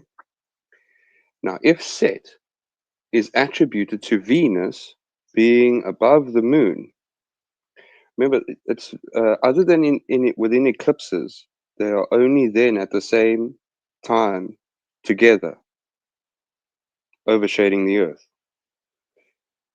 But what I'm not understanding is why would you, within a culture or a civilization that's trying to thrive, why would you want to praise the moon if it brings you darkness? Yes, I understand there's 13 moon cycles that create the entirety of the year, and you can basically gauge the age you're in within the moon cycles and the time and so on. But the sun itself, if you put it in terms of yin and yang, and you take the sun as the light side of the yin yang, and you take the moon as the other side of the yin yang, you've got balance. Now, if you think of this, just something I quickly want to mention. I don't know if you guys know much about King Solomon and his ways, but apparently he cast 72 of these, let's just say, spirit-dwelling entities into a brass flask. Apparently it was in Babylon. Now, the funny thing is, when they were released, Belial apparently imprinted himself into an image. What the image is very difficult to tell. But after the Crusades, he was known as Baphomet. After the Crusades. And his symbol was the Red Cross. And if you think about it this way, Old Hebrew and Bastulin, along with the Pelagian, had the X mark as their symbol. If you paint it red and you just twist it straight, you've got the same symbol as the Knights Templar. The Etruscan had a plus or a times symbol. Now, just remember what I just mentioned. Old Hebrew and Bastulan and Pelagian had the X mark. This is where they introduced it sideways as a plus. That is the Etruscan. Okay, plus and times. The Coptic had it as a plus sign. The Punic had it more in a rhythm like a curved X, almost like an inverted wave, one against the other. You know, if you look at an electromagnetic sphere, I've actually got it written down here so that you don't get confused. It looks like this. Okay, so the Old Hebrew and the Bastulan and the Pelagian had the X sign. The Etruscan, over here, had it as, sorry, this camera's inverted, so it's a bit otherwise. They had the X and the plus. The Coptic had the plus. Then the Punic came in, and they added basically almost like the waves. You also see the waves as a, some say it's water. Yes, water carries frequency. But within the Egyptian cuneiform or the hieroglyphs, they have it as an actual wave. Anyway, if this is Belial's symbol, I think that after they had let them loose, this is when religion started coming in. And another thing is, if you know anything about the Cathars were the first, one of the first nations that were hit in France by Pope Innocent III. Okay, that was in 1208 to 1209. Okay, I'm just quickly going to go there. Sorry, I don't want to keep you guys too long. I don't want to waste your time, but this is something that I have been going into very deeply because I've been doing a lot of research on the millennial era and when it started. So apparently the millennial era was 1,000 years. That is the reign of... Your mic is changing. Huh? Oh, sorry, it's because it's waving around. Anyways, let me put my camera off and then I can keep it close to my mouth and I can actually see what's going on here. Sorry, it's just a little bit away. Okay, so here we go. Okay, so the 68th spirit was Belial, created after Lucifer. And he was seen as two beautiful angels sitting in a chariot of fire. He governs 50 legions of spirits, and his symbol was the red cross. That is, after the Crusades, he was known as Baphomet. Okay, this flask was hidden for 1,000 years. The millennial era was 1,000 years. So this makes sense. I think religion only came in after 1066, when they took the Cathars way of life, which is very similar to Hinduism, same as Buddhism, you know, a life of peace. Big interference coming with the mic. Well, that's interesting. There's no other sound going on. Sorry, man. Some thunder. Sorry, Can you guys. hear me fine now? Oh, I thought it was me. Sorry. I think it was. Okay, so I hope it's fine now. Okay, so if the millennial era ended when they released these spirits from Babylon, okay. Now remember, I'm going from 1066. From there, I think this is when they found this flask that King Solomon had buried. And after that time, this is when you started getting the great Roman wars from all the way from the popes. I'm not saying from the first popes, but from that general time period of 1200 is when this all started. Now, if you go into that and you think, okay, the first ones that they took that they went was, I think it was the south of France, where I think it was the south of France went against the west of France, or one or the other. And the Cathars were in that area. And the Cathars had a way of life that was peaceful. They didn't hurt animals. They didn't want, hurting things wasn't their way. So what Pope Innocent III did was, he went after them to suppress them. Now just remember, Belial's symbol is that red cross, the same one the Knights Templar were using. And they went after, I think this was, I actually have the name of the city they had here, Béziers, okay, which was the Albigensian crusade led by Pope Innocent III against the Cathars, south of France. Okay, so they went against the south of France. Apparently, this was attributed to Mary Magdalene and her priestesses. So, what they ordered them to do was to round up all of the Cathar priests, and the city refused to hand them over to the Pope. So he sacked the entire place of 20,000 of them, all of them. He said, if God wants to save them, he can do that. Now, this is where I'm digging into every single one of these inquisitions that happened. I mean, you can go all the way from them to the Spanish Inquisition against the Peruvians and all of that. But to me, this is where I've been diving into how religion has been built on top of a belief system that was very similar to Hinduism, Buddhism, and Catharism, if that even is a way of life, if that even is a way to say it. Yeah, we actually brought up the Cathars when we were talking a couple of shows ago.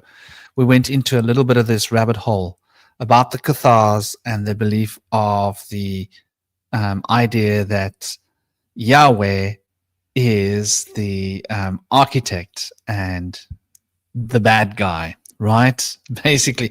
But now I want to address the original question that you asked. And there's a couple of things, like you said a lot. There's three things I want to address. The first thing I want to address is you mentioned the sun, the solar deity, and why Osiris was, what was the question that you started with? I forgot. It was a while ago, but it was why the sun. Basically, I asked why if you think of Set, he would be part of Sun Set. Okay. Yes. Now, why do all of these ancient civilizations, they're all going for the sun. They're not going for Venus and the moon. That's attributed to that. I've got an answer for that, but I will lose the thread. So if you go to the original earliest solar deities, you've got Utu, that was Sumerian.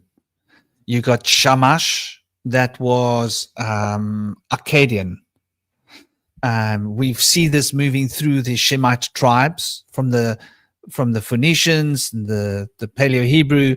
Even today in modern Hebrew, the word for the sun is Shemesh, coming from Shamash. Now, the interesting point, when we look at Utu and Shamash in the older context, Arcadia and pre-Arcadia Sumeria, we see that Utu had a dual purpose. This is really interesting. And I actually mentioned this connection between Osiris and the sun disk, which we don't see as being connected, right? Horus, a lot of modern scholars don't accept Horus as a solar deity, but there's so much solar stuff going on with Horus. Horus being the son of Isis and Osiris. Now, Osiris is the lord of the underworld. But now, when we look at the Utu, when the sun set, the sun used to go into the underworld.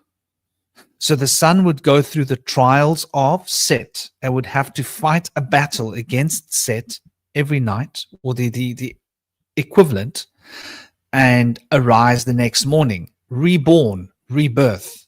So the sun is the son of God. It's even mentioned in the Old Testament. They changed the word son of God to put the O in there, son of God, instead of the son of God, because the son of God is that symbolism of the divine child.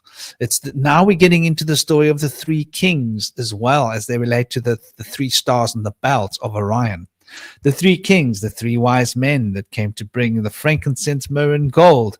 These are all the same allegories astrotheologically relating to the three stars and the belt of Orion. And Utu was the one who would go through. So there would be three forms of the original solar deity. There would be the divine child being reborn in the morning. Then there would be the king reigning over the day. And the king would be like strong, in his regalia, ready to go out and fight the wars, what have you. Then there would be the son becoming older. This would be the archetype of the old sage, where the wisdom and the pharaoh giving you the wisdom of the knowledge of the afterlife, the priest kings. So the priest king is the older Gandalf type of a ruler. And so these three aspects were always sort of intertwined in ancient times. So Utu and Shamash would actually go into the underworld, and Utu would even play the role of Hermes. It gets really tricky here. Well, where Tahuti is the judge, playing the role of judgment. Utu used to play the role of judge. He would be sitting in the throne of Tahuti, or Tahuti's older form. I can't remember the name. Sorry, I'll have to go look for it. But there is an older form with Tahuti and Isis having both older names from older epochs of the Egyptian story. But regardless, this throne that Tahuti sits on, which is the judgment throne, would have been Utu in the Sumerian time and Shamash in the Akkadian that followed that. So the solar deity was also related to the underworld, and this is the mystery of the black sun. Now, the mystery of the black sun is bringing us back to Allah that I mentioned before. Being an underworld deity relates to the black sun relating to Saturn, to the black cube of Mecca, the black cube, right, of the black sun. Just think of what we're talking about here. So there's all these subtle connections, and this is why that word Allah, coming from the Mesopotamian deity, is relevant to this journey of the underworld, which is all relevant to Orion's infrastructure, because this rebirth and renewal of Orion is the process that we're talking about, where the sun would go into the underworld and be reborn. You mentioned as well Belial. Now, Belial, if you look at that is the name Baal. That's Baal. Belial.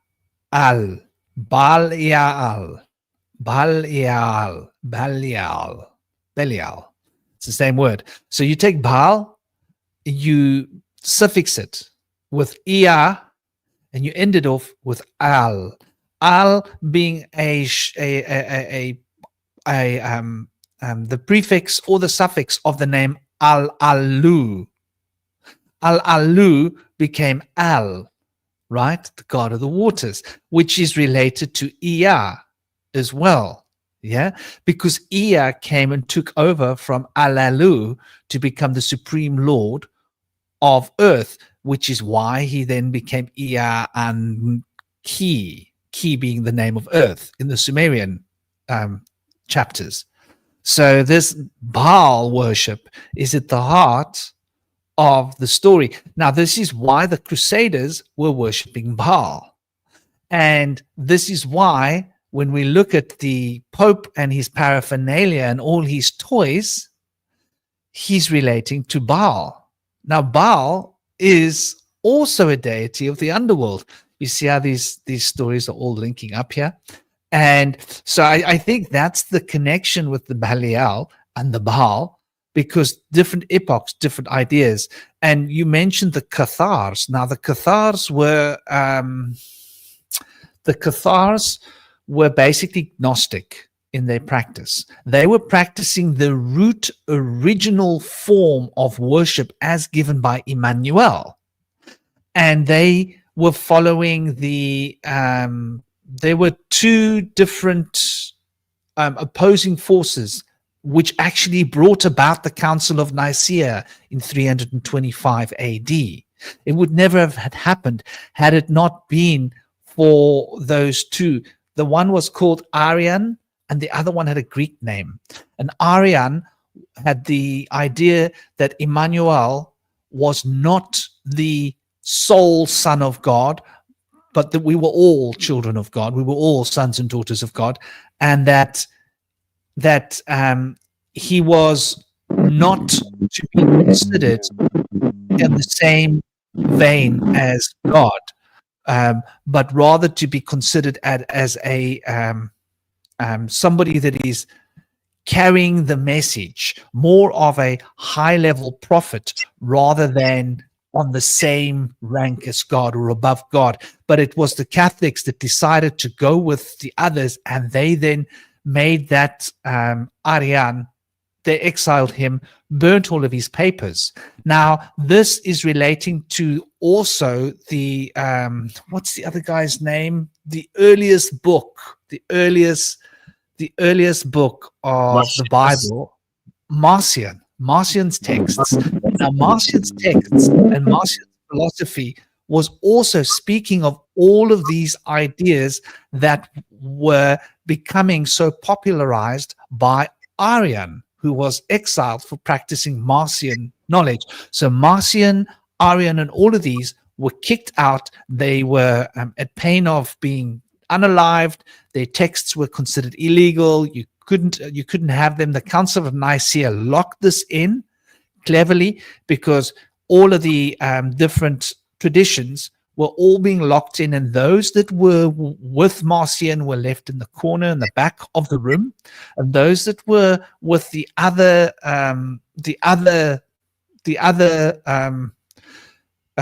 bishop of the Eastern Province of Rome were brought into the fold to be at Constantine's table or around him. So their voices were heard and had a big voice in the construction of the canonized work of the Bible that we have today. So this Marcion text was demonized, and the Cathars were practicing this form of Marcion Christianity before the word Christ had been introduced. So they were practicing Judaism, and this was a big problem for the other Jews. The Pharisees, who had been given in a position of entitlement over their brethren. And the Pharisees were a pretty harsh ruling crew. They didn't want any competition. So they got rid of the competition, and they sided with the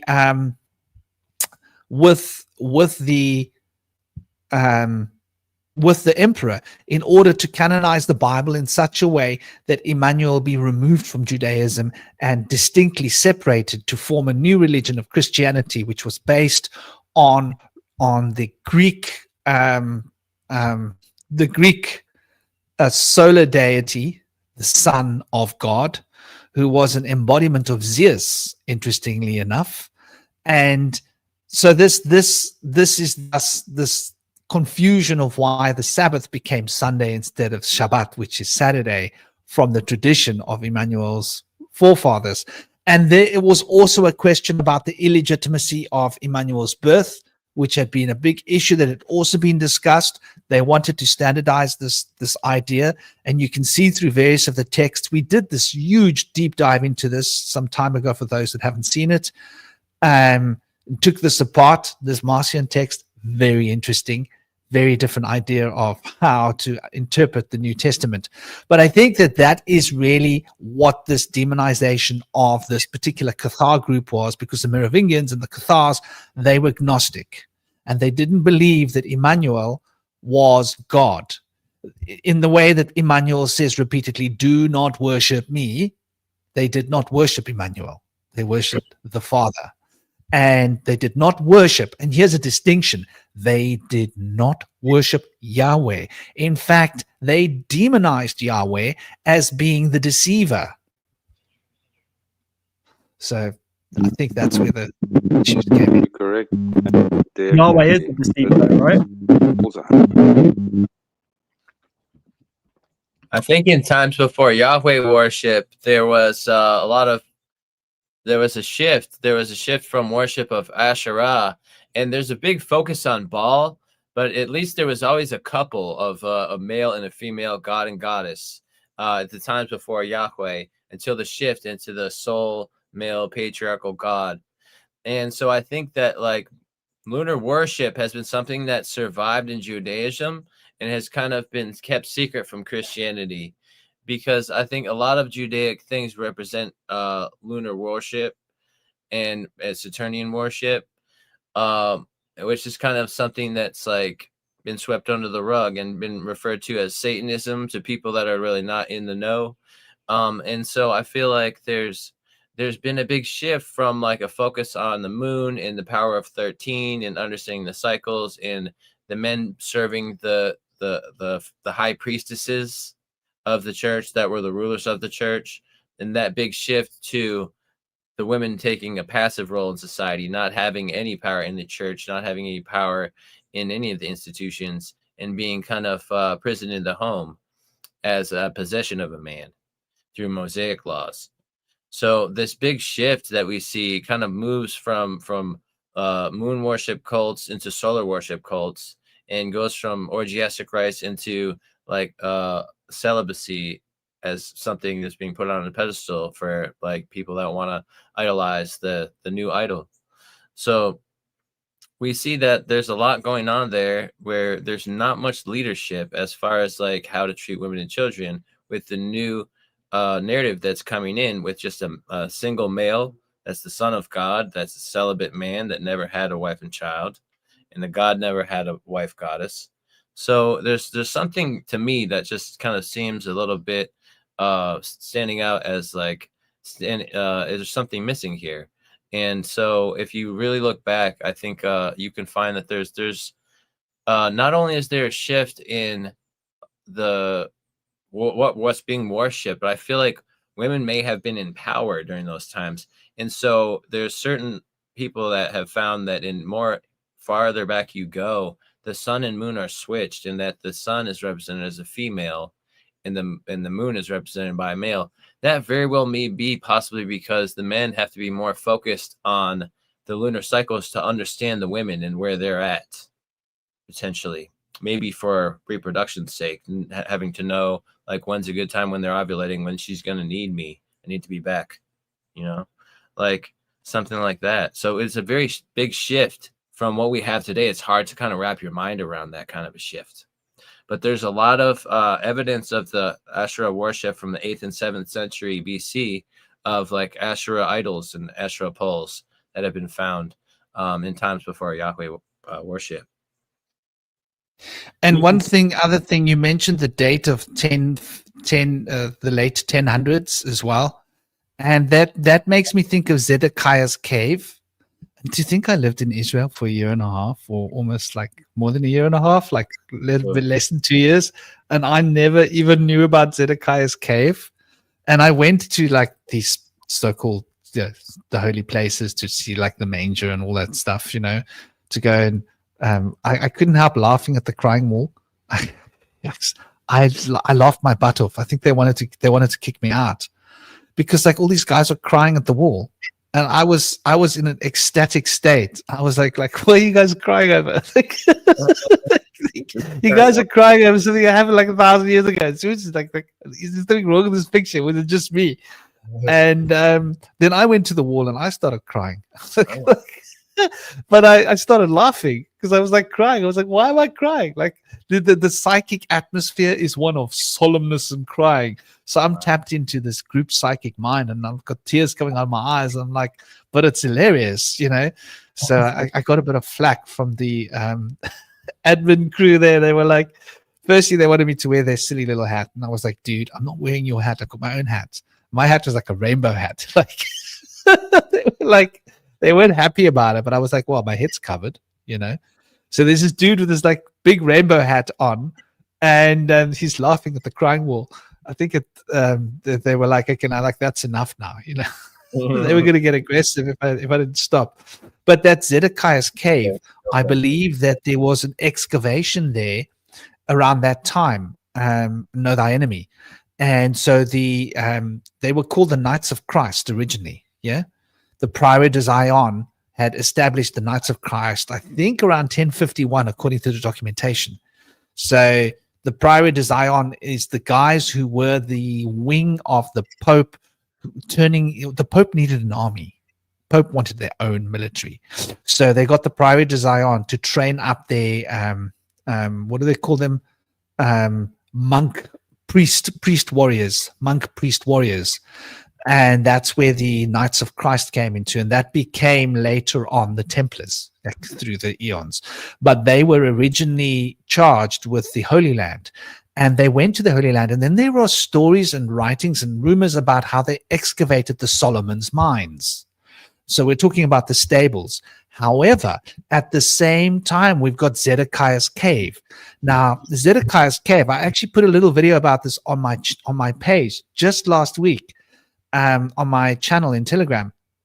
Zedekiah's cave is the sacred place where the Masons get all of their cornerstones for all of their Masonic lodges. So if you've ever walked into a Masonic lodge, right, the Escher has been taken from Zedekiah's cave, which is 109 feet from the sacred place where all the Christians go in Jerusalem. Isn't that interesting? Like specifically 109 cubits. So this Zedekiah's cave is related to the underworld, and this cave is huge, by the way. It's 20,000 square meters. That's mapped. Okay, 20,000 square meters. That's mapped. There's a whole unmapped area where you're not allowed to go in that apparently goes all the way to the Temple Mount. So the Temple Mount has a cave underneath it. And apparently these caves go on for who knows how long. Was it Zebednezzar?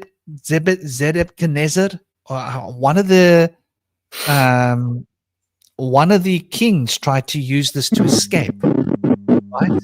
Nebuchadnezzar II. Yeah?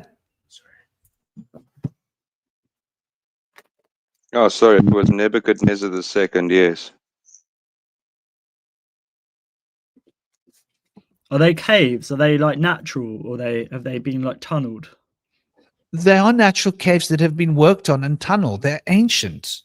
They're very ancient. We don't know how ancient they are, but this is the most auspicious, important place for all Freemasons on earth.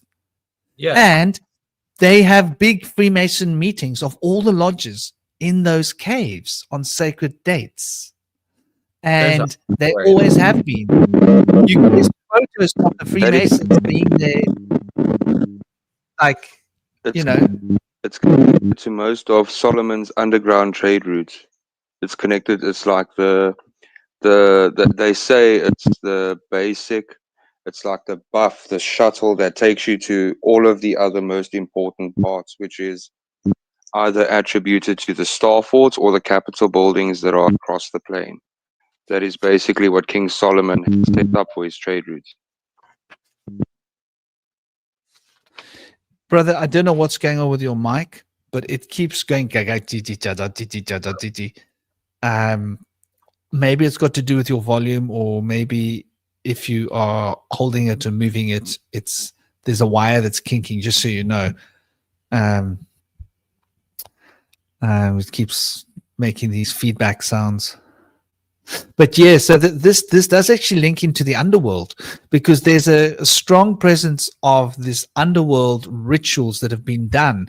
So these rebirth rituals, the Masons do these rituals in these caves. And like you say, there is no real knowledge of how far these caves extend, because they are off limits, right? You're not allowed to go down there. They're off limits. Even though you can see where the caves go on, it's clear. You're not allowed there. It's cordoned off. So, but it's cordoned off. It's not completely. There are things down those caves that they don't want us to go and see. This is why they haven't put up fences and actually built it up, right? Otherwise, they would have built it in.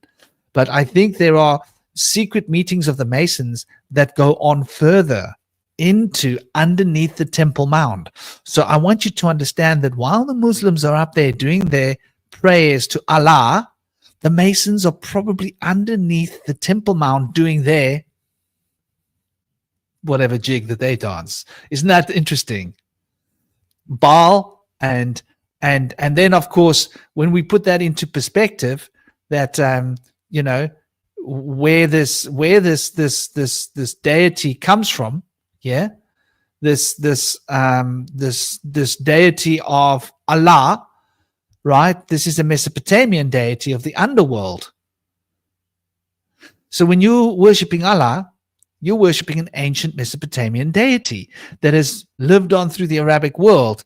And it's to me, it's like fascinating that this information has been so well guarded and hidden. Is my mic a bit okay now? Yeah, man, sounding much better. Sorry, man. But if Underworld. Oh, Is go on, there brother. under- I just is there constantly underworld- got like 30 battery. Right. Is there underworld seen as a hell in Islam? So I've just checked quickly what Allah is, and it seems to see it's like a hell where you get judged. No, there's actually a deity called Allah, a Mesopotamian deity of the underworld. Oh. And this deity does play the role of the judger. Plays the same role that Tahuti plays, I think. Or Anubis or Mot. I think Tahuti. Where is it?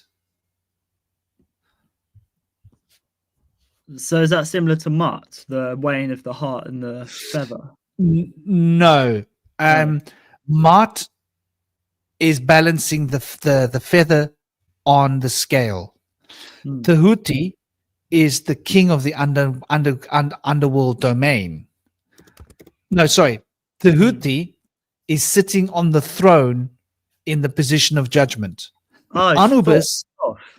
yes, exactly. Okay. Anubis is the attendant. He is the one who will take you across the ocean of the underworld to get to the place of judgment, and he will be your attendee, your butler. And who else is there? And Anubis is the king, and Tahuti is in the place of judgment. So that's like your triangle being formed there, right? Tahuti and Isis or Alalu, Isis or gosh, all these names are getting my tongue tied.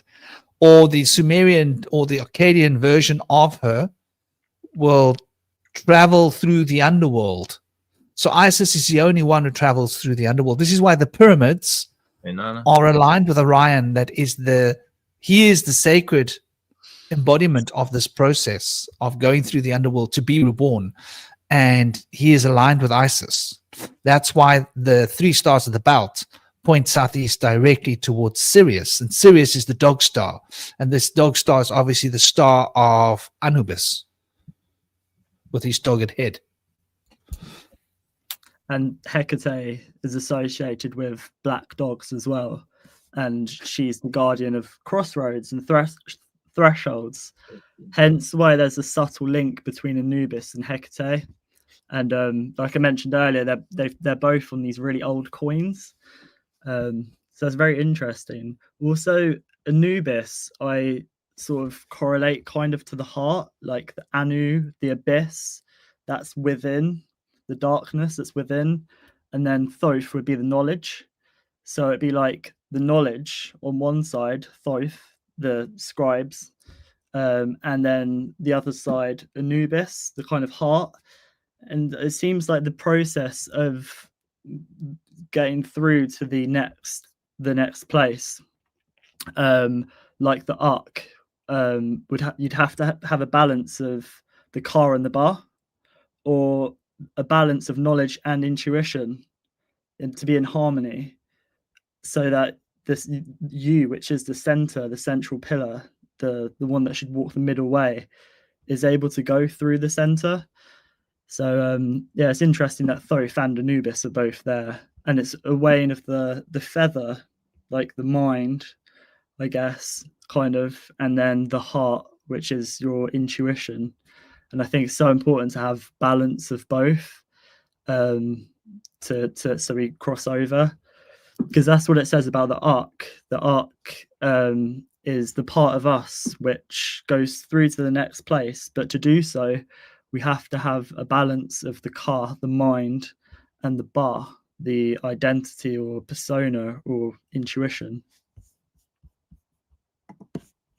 And I think that's what this is all about, is the rebirth of the spiritual warrior. Or I keep thinking, when I hear that phrase, I keep thinking hero within, because the Messiah is in us all. Like, it's been externalized to make us think that God's only son died for our sins, and there's so much guilt and stuff there. And it's been pushed, we've been pushed for like God's been kind of pushed further away from us, like the Father in heaven is further away. And then also at the same time, we've been detached from nature, the great mother as well. And we're just in the middle, like the children, and sort of being pulled one way and being pulled the other, kind of with no orientation, no kind of anchor point. That ties into AI as well, to fill that void.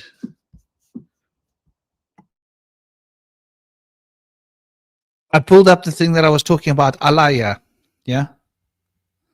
Just for those people that want to see it, because it's like, it's quite a big deal. So he's the attendant deity of Ningishida.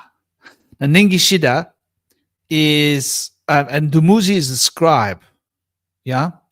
Dumuzi is also related to Ningishida from the Sumerian story. Dumuzi was the scribe of Eridu.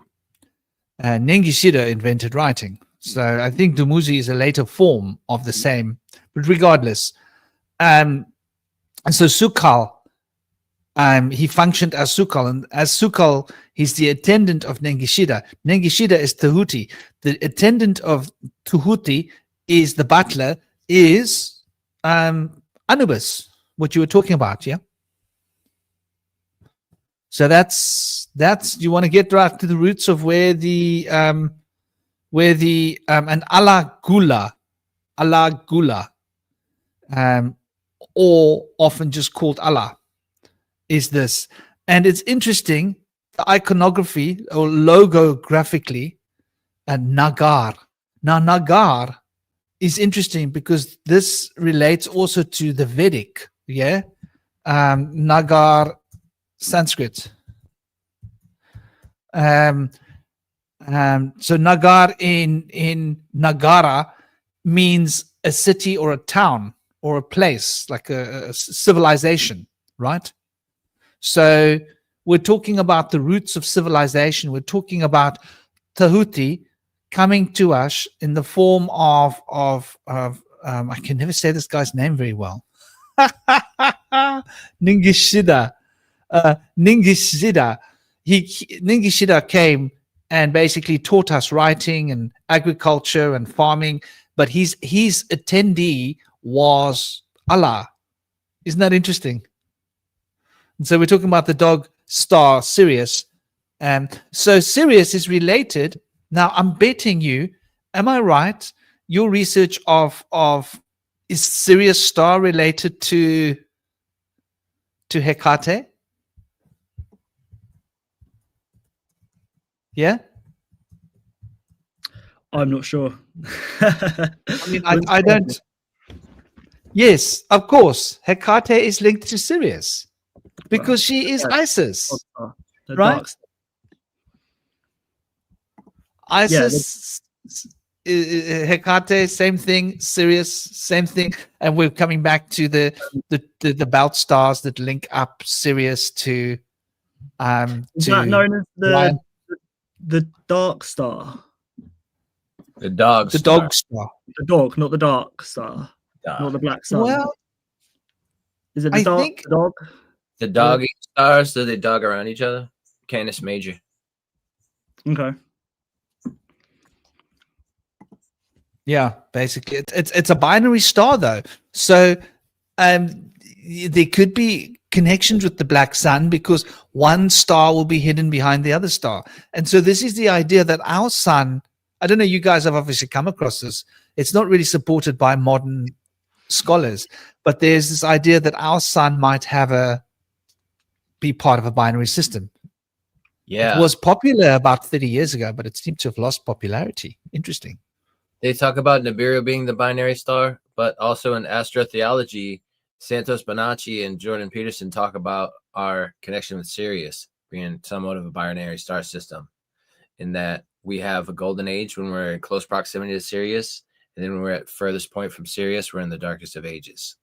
And they see those are the cycles that we go through in our relation to Sirius. But I don't know how closely you guys follow with the studies of Sirius and the Dogons. The Dogons mentioned there was a Sirius C, so that's a dark star itself right there. They haven't found Sirius C yet, and it very well may be that Sirius C could have been destroyed or possibly relocated.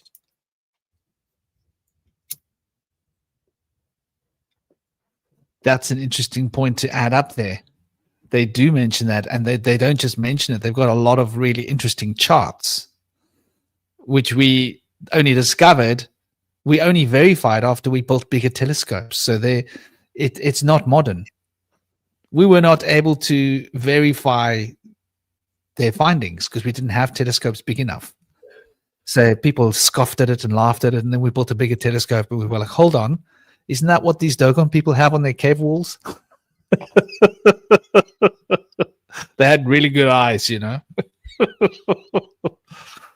And the people who came from there, the Nomos, were said to be androgynous, so they kind of look like man and women all look the same, just kind of curvy, amphibious beings.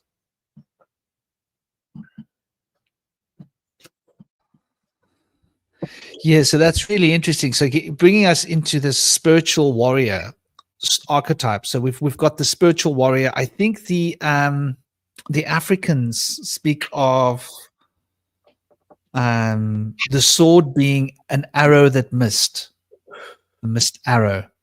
When their story about the warrior in the sky, right, Orion. The Native Americans consider him to be the hunter as well, with a bow. It looks like he's got a bow. You can look at that picture in different ways, interpret it in different ways. He's also got a bow in the Greek story, hasn't he? He's also the hunter in the Greek stories. But I don't know whether he uses a bow. Didn't they use javelins to hunt? In older portrayals, he has a sword. Does he not? I think I've seen him with a sword. Yeah. But he's called the hunter. Right. Like, you don't hunt with a sword, do you? I wanted to make a correction. I mentioned that he might have an ox hide on his arm, but it's actually supposed to be a lion hide. But it can sometimes be just referred to as an animal hide. But just referring to him as the master hunter. That's an interesting. I think though, I always thought it was a bull hide because of Taurus. I always thought it was too. It makes Isn't Taurus following on his arm? Taurus? But like he's like pulling the bull with him. And he like slayed the lion. Don't the bull and the lion fight? No, but I mean, like the constellation of Taurus happens to be right there. He's like standing on Taurus, isn't he? What about in the stock market? There's the bull goes against what? The lion? Is that right? I'm not that clued up, but bullion. Bullion. Bullion. Yeah, get your bully on. Come on, guys, let's get your bully on. We're gonna go out there. We're gonna bully those African states. We're gonna bully them. We're gonna turn them all into like we're gonna take their money, their resources, all of their gold, all of their stuff. Aye. That's pretty much how it works, though, isn't it? So yeah, like, looking at the spiritual warrior concept now, like to apply this to ourselves, like to take this and internalize these external concepts, like isn't that an interesting chunk of the conversation as well? How do we put this in? So I think maybe he's charging his phone because he said his battery was down, right? Know thy enemy. Yeah. I must speak to him. People use their phones, just use their phones, and they do okay with just their phones. Yeah. The secret is, though, if you're using your phone, you cannot have the volume loud on your handset because it disturbs you got to turn the volume right down. I must talk to him about this. We must figure this out. Because those headphone sets mics, I don't think they always work very well. Every time you turn your head, they go like. It's like a feedback thing. You think? Yeah, exactly. If it I'd touches like your to share beard, some images at some point shortly. bang them on, brother. Sort of Bang them on. tie this all in together and see what you guys think, because quite a lot of things like sound the same. So I've kind of gone down paths and found some interesting stuff. I'll try and share my tabs. I think that'll probably be the easiest thing to do. He looks those up. I wanted to mention there's another side of the story of Mercury stealing the cattle of Apollo, and Apollo being a god of Greece, but also later adapted by Rome with the same name. Although the other gods were given a different name. But in the story of Mercury, he had people hide the cattle for him. Those people were turned to stone by Apollo, and Mercury was responsible for that, the trickster. So just wanted to add that little tidbit in there. Okay. Yeah, here we have Heka, who is the Egyptian god of magic. Can you see my screen? Can you see that too? Heka. Not yet. There it is. I've shared it.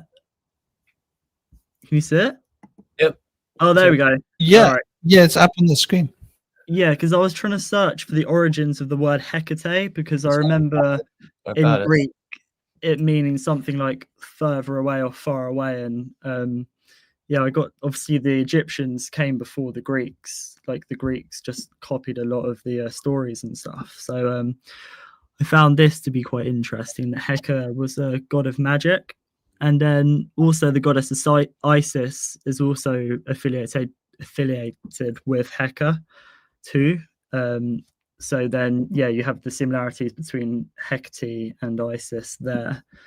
Is that like the lotus flower on his head? Let me go back.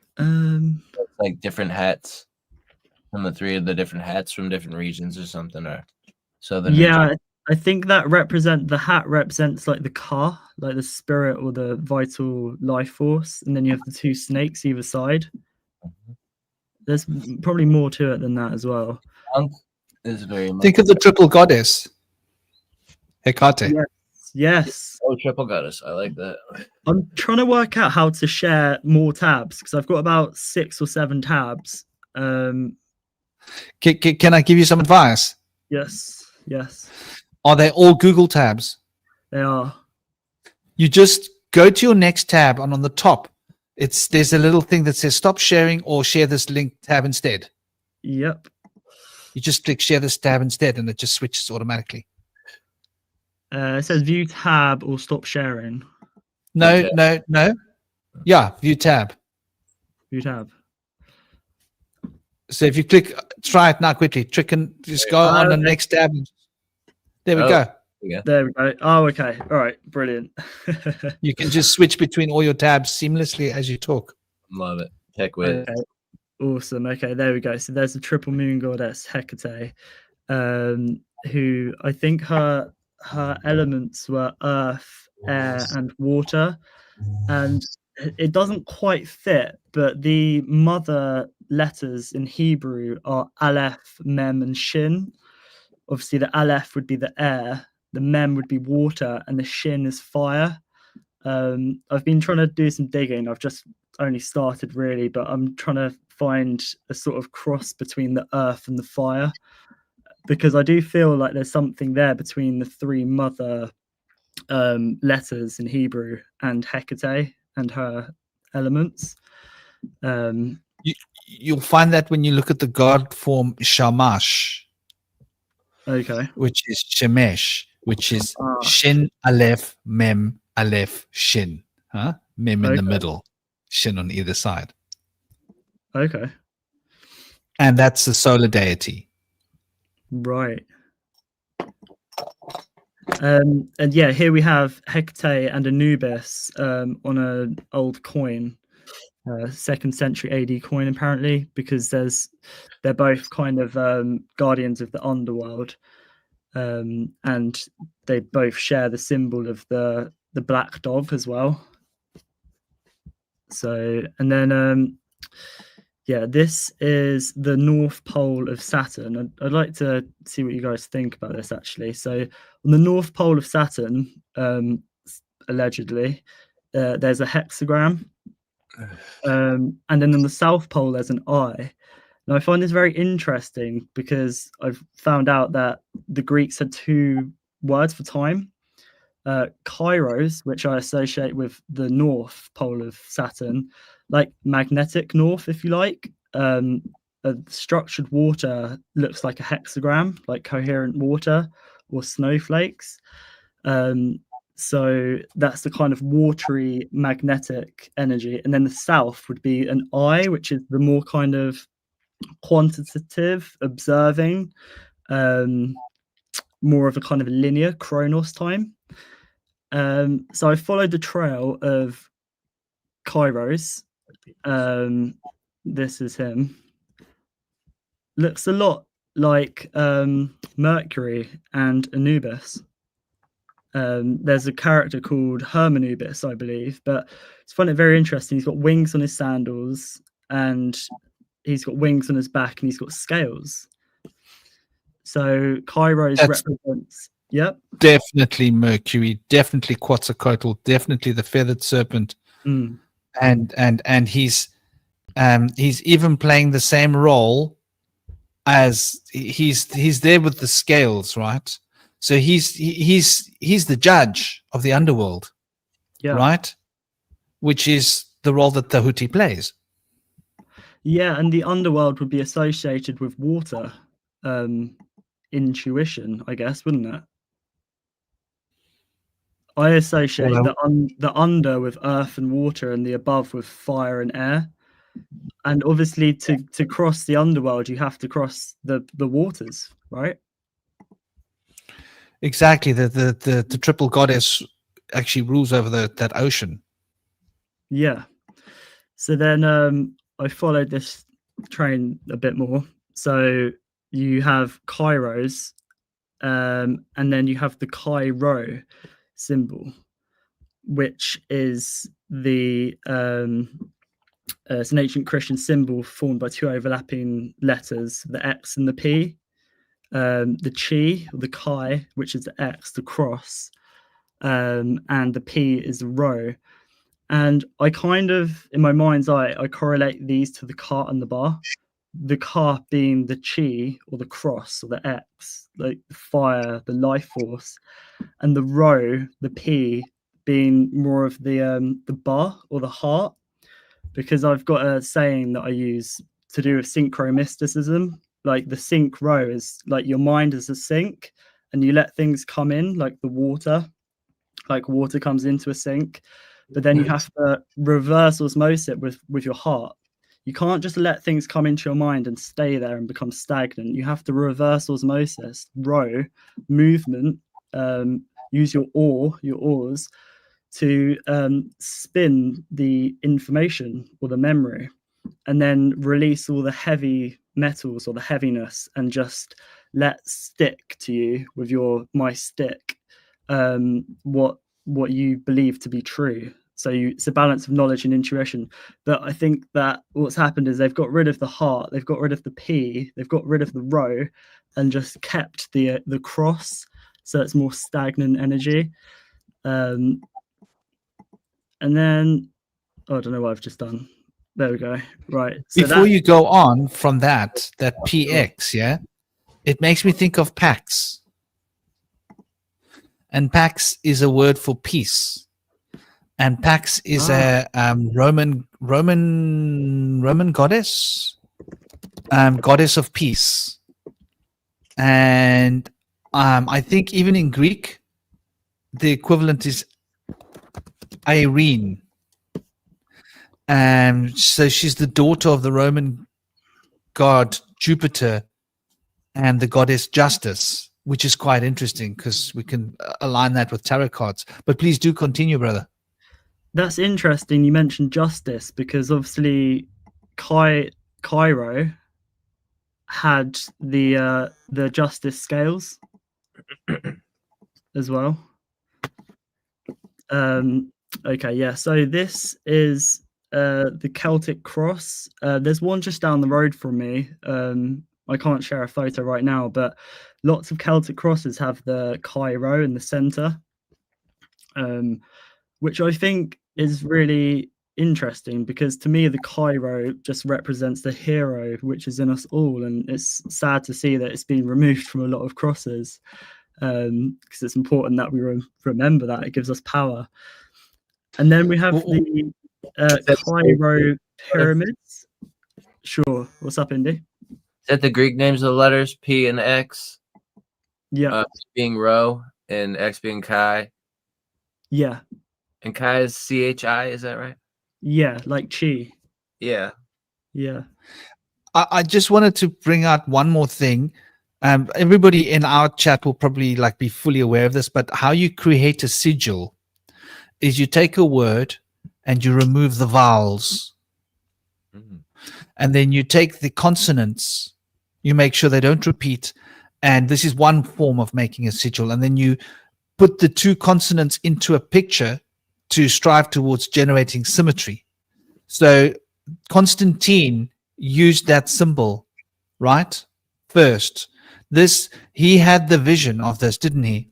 Constantine had that vision, and he had this vision of the symbol, which is a sigil, which is of the goddess, the name of the goddess Pax, turned into the PX sigil that you showed us. So that's like a sign of magical workings. And when you create a sigil like that, there's normally a spell behind it. So this was a spell created by Constantine, basically. What do you mean it was a spell created by Constantine to add or take away the XP? When you take the word Pax, it means the name of this goddess. If you want to make a sigil, you need to remove the vowels. It's one of the forms of creating sigils, old form. So let's say you want to take your name and you want to make a sigil, you'll remove the vowels and you'll take all the letters, and any repeated letters you won't use more than once. And you'll take the letters, which are the consonant structure of your name, and you will draw a picture with those letters in it. You will create an image of those letters that strives towards generating symmetry. And that symmetry then represents the spell, a sigil, and the sigil magic. So Constantine using that sigil is a sigil of the goddess of peace. Because he was trying to use magic to create peace in his empire during the 300s, because the Eastern Empire was threatening to break away because of the fight between Arian that I mentioned before and the other, I forget the other guy's name. It's one of those long names, hard to say. Okay, interesting. And then on the Cairo or Cairo weave, there's the pyramids of Cairo, which align with Orion, which you were just talking about. Also, there's Chiron as well. I mean, it might be a little bit of a stretch, but it's not too far off Chiron.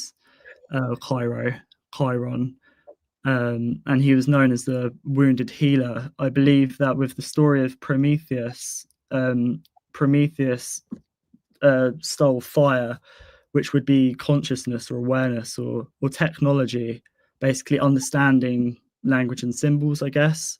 And he gave it to humanity, and he was put on a mountain by Zeus and had his liver pecked out for eternity. Quite savage. But Chiron gave, I might be slightly wrong with this, but Chiron gave, he was wounded already, and he gave his life so that Prometheus could live on. Also, before I stop sharing these tabs, I just have to share this. This is Saint Christopher, and Saint Christopher was known as the Christ. It means Christ bearer, and he was the one that carried the child Christ over the river. And he was depicted with a dog head, the same as Anubis. So Anubis is also a shepherd, like the Christ bearer.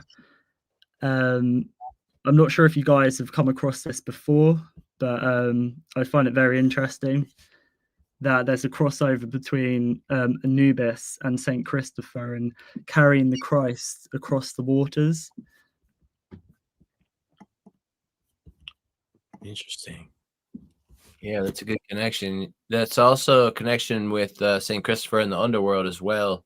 I don't know if you're how familiar you are with the story, but his previous name was Reprobus, as he was of the Lord of Hell, and he was dispassioned by them because he saw such power in the fear that they had of the cross and of Christ, and so he knew there was a stronger power to be worshipped, and so he abandoned them, trying to seek a higher power.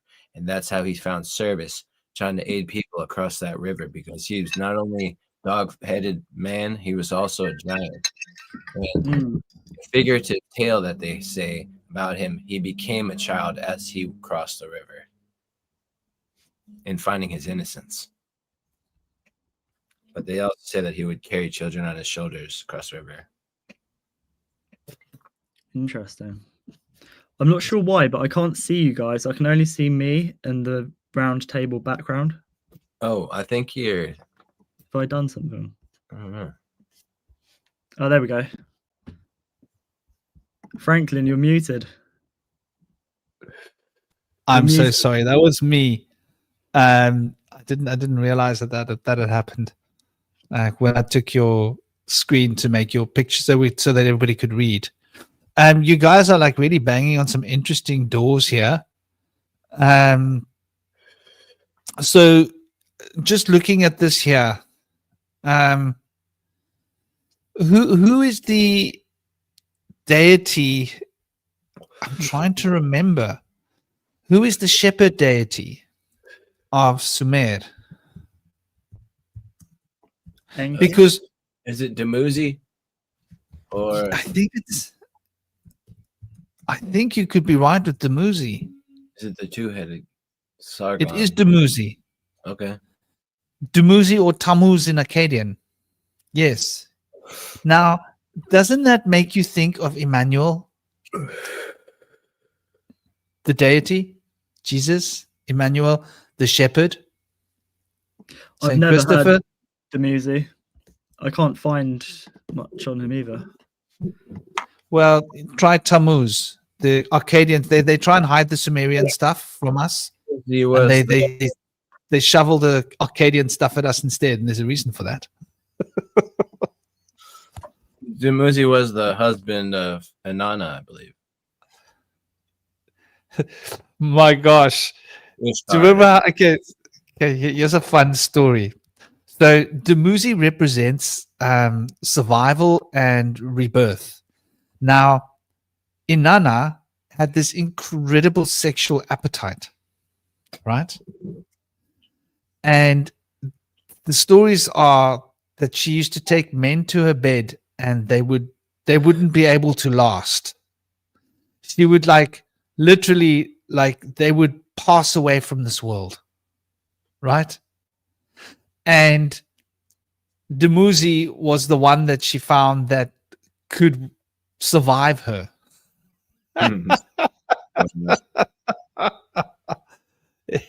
So there's an interesting story, which I think is an allegory astrotheologically, got to do with Venus going into the night part. So what then means that Dumuzi must be the masculine form of Venus. Does that make sense? Was he Enki's son? Is that correct? I believe Dumuzi was the scribe of Eridu. Because it says his father Enki is rarely mentioned. They could be brother and sister, but I his think daughter. he must be. He must be of the lineage of Enki. It gets a bit confusing, but it seems likely.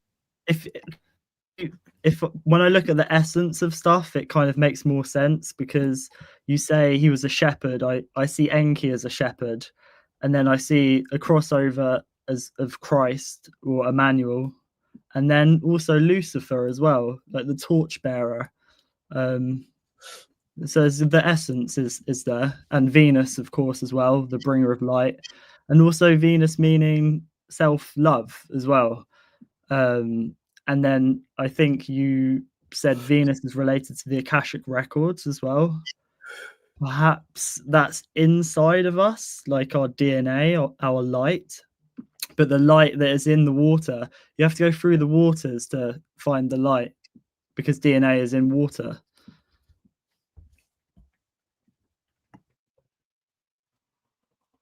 I think Venus represents the, just to be clear, represents the path towards the Akash. Yeah. So it's that. So Venus represents gateways. Yeah. Yeah. Into other worlds. So crossroads. To a certain degree, yeah, of course. Lucifer being sort of mingled there with the Statue of Liberty, and well, I mean, Isis is associated with Venus because of this, and Isis associated with Hecate because of this. So if you're opening a doorway, and this is really going back to the roots of shamanism, because people say what is shamanism? They think it's all the psychopomp work. It's not. Shamanism is learning to go through those astral doorways. And so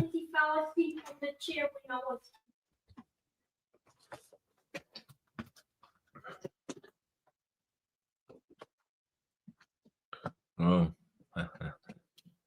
Yeah, doorways, portals.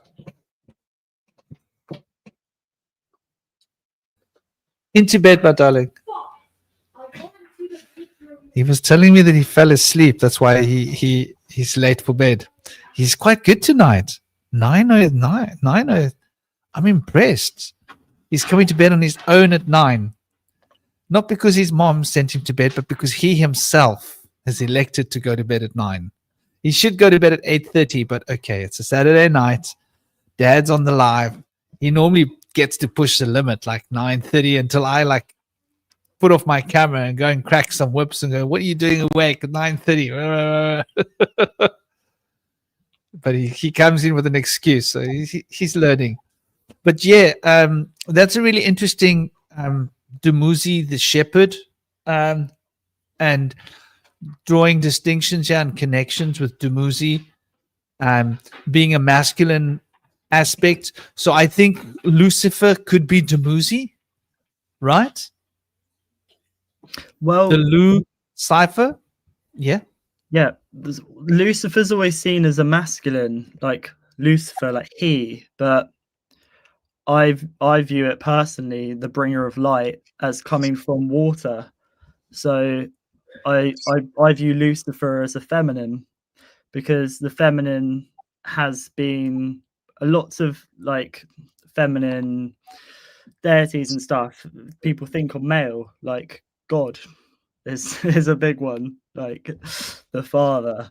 And I think that what if Lucifer isn't a he? What if Lucifer is more of a feminine, and it's more of to do with the underworld and going inwards? And it's like that is where the light is found. And if you have water and then have a frequency in water, it creates light. So therefore, the light bringer is water, is the intuition. That's where the light comes from, or the light is found. So it's probably an unpopular opinion, but it's just what I sense, that Lucifer is more of a feminine archetype. Yeah, you're onto something, or at least he represents like a more of a matriarchal or a balanced kind of paradigm instead of the patriarchal view. In a lot of those aspects, the male has feminine aspects, showing that is balanced with sacred union, like a Shiva character, kind of, even Shakti. Yeah.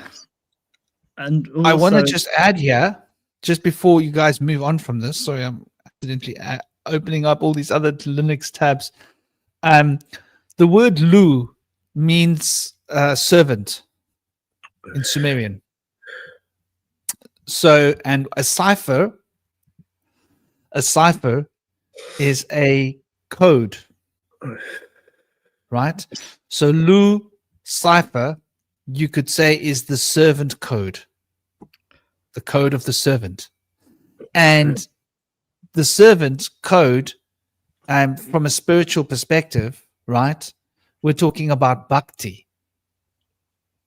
Bhakti is service. That's what, like in India, you practice bhakti. If you practice any form of yoga, bhakti is the core of your worship. It means worship, but the way that you worship is you service. Like the idea of Emmanuel's hair, of his feet being washed by that woman with her hair, that was her service, her bhakti towards the divine.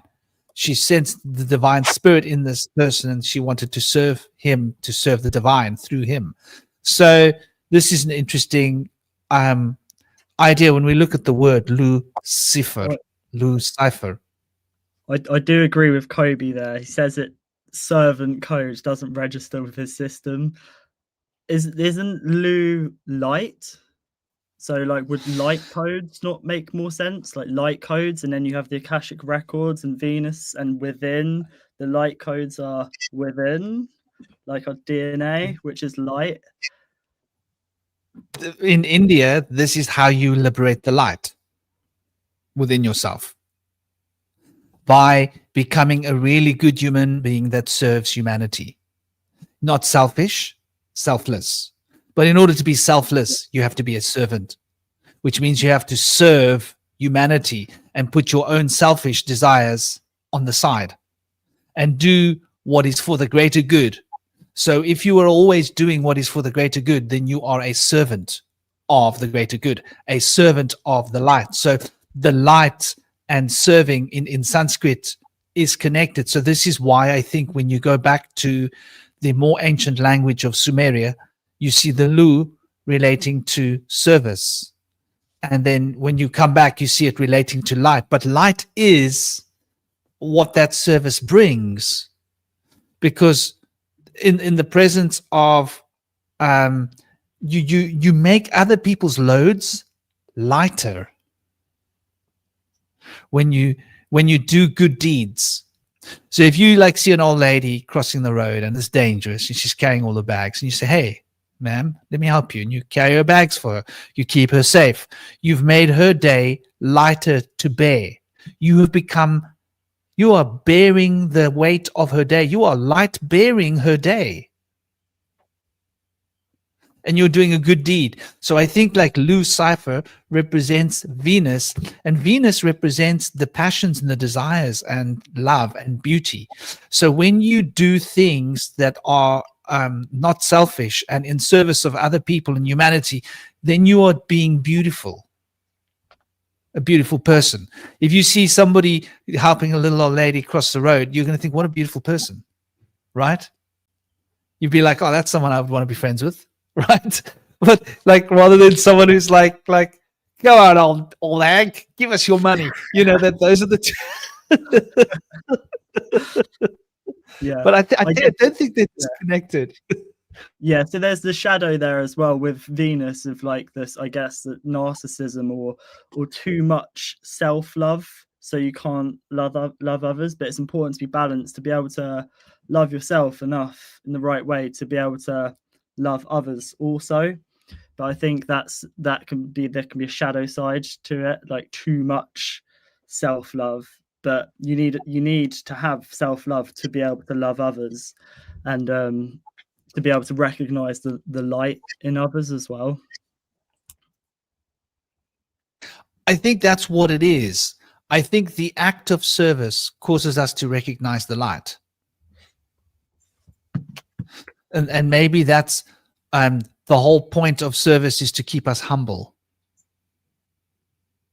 Because then when we're humble, and when we say humil, so humil is a Germanic word that means heaven, right? Humil.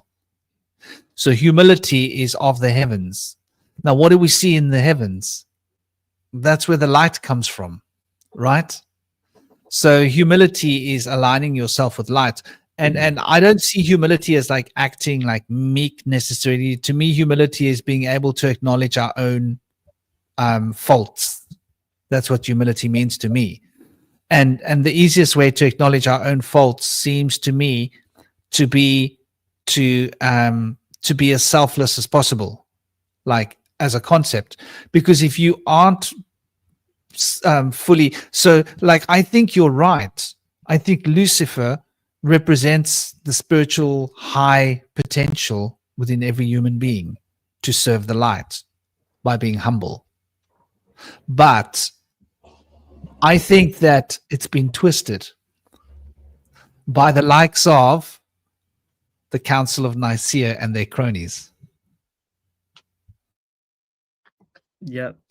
It's really interesting because I haven't looked into the Council of Nicaea too much, but the number for this year is a number 9, and there was this Sears virus this year between 2025 and 2028, and I was just like, oh, 9 Seer, and it reminded me of hearing about the Council of Nicaea, and I think what that was about is happening now with all of like these people flying the Red Cross and being kind of stuck in this certain view of Christianity, which is just so warped from what it should be.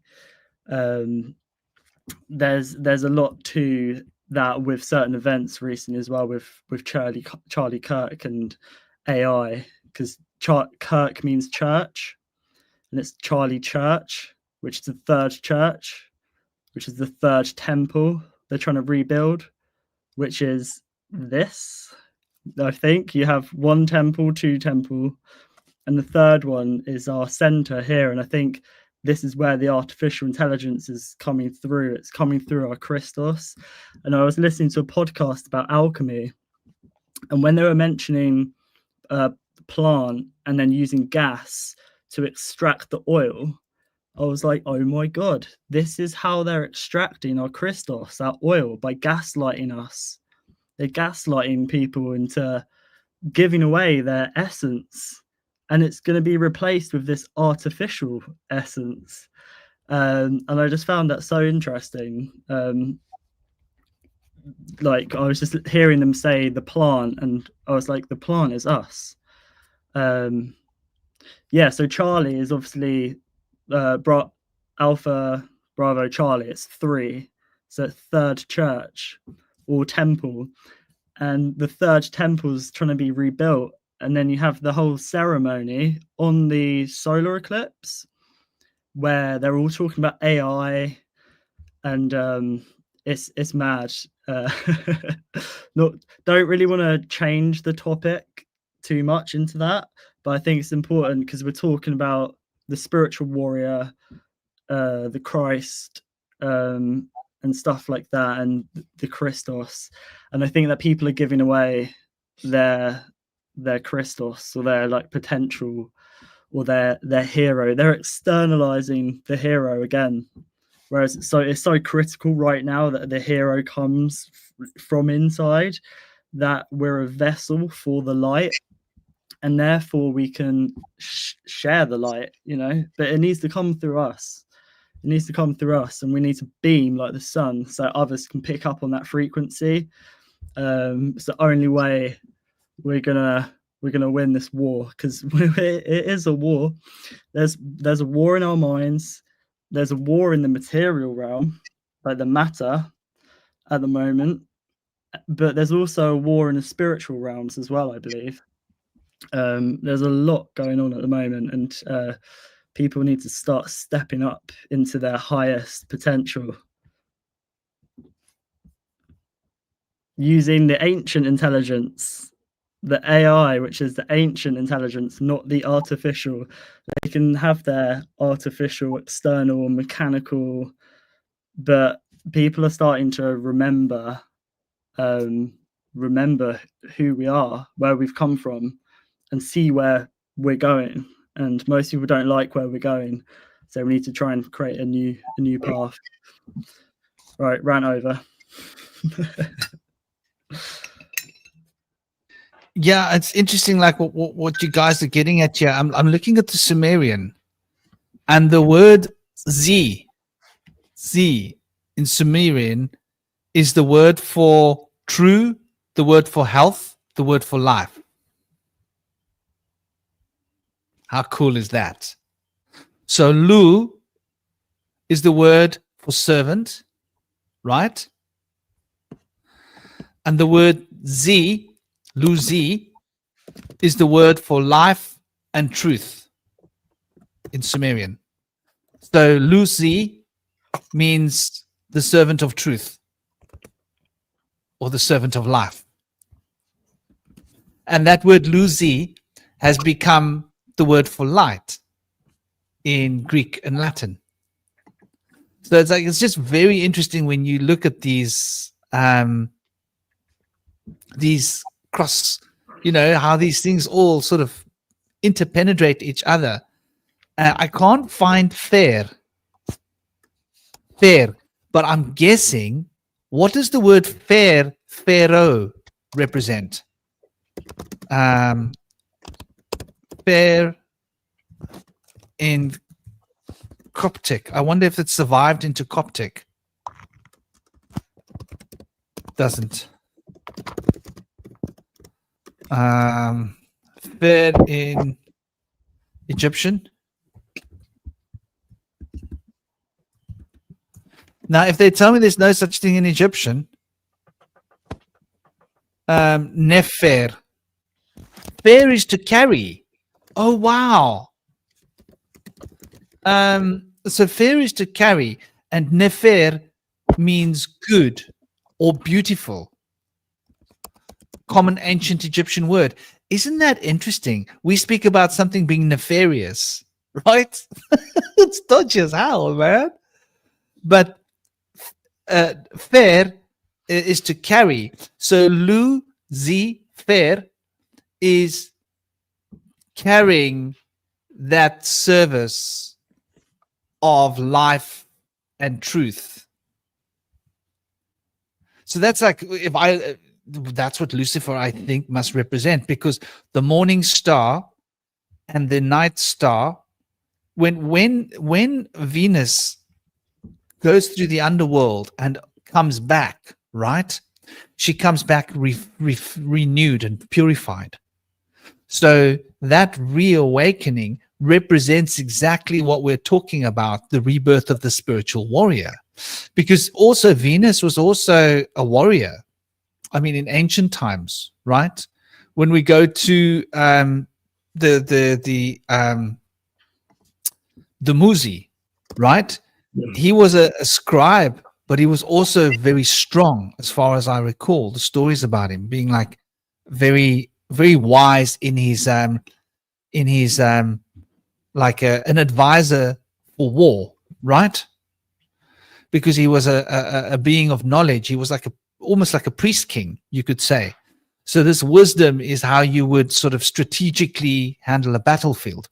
So it's really interesting when we look at these words, and it keeps making me like come back to this point of like at some point they tried to merge Lucifer, which means morning star, which is exactly what Emmanuel calls himself, and that sort of represents the whole teaching of Emmanuel, right?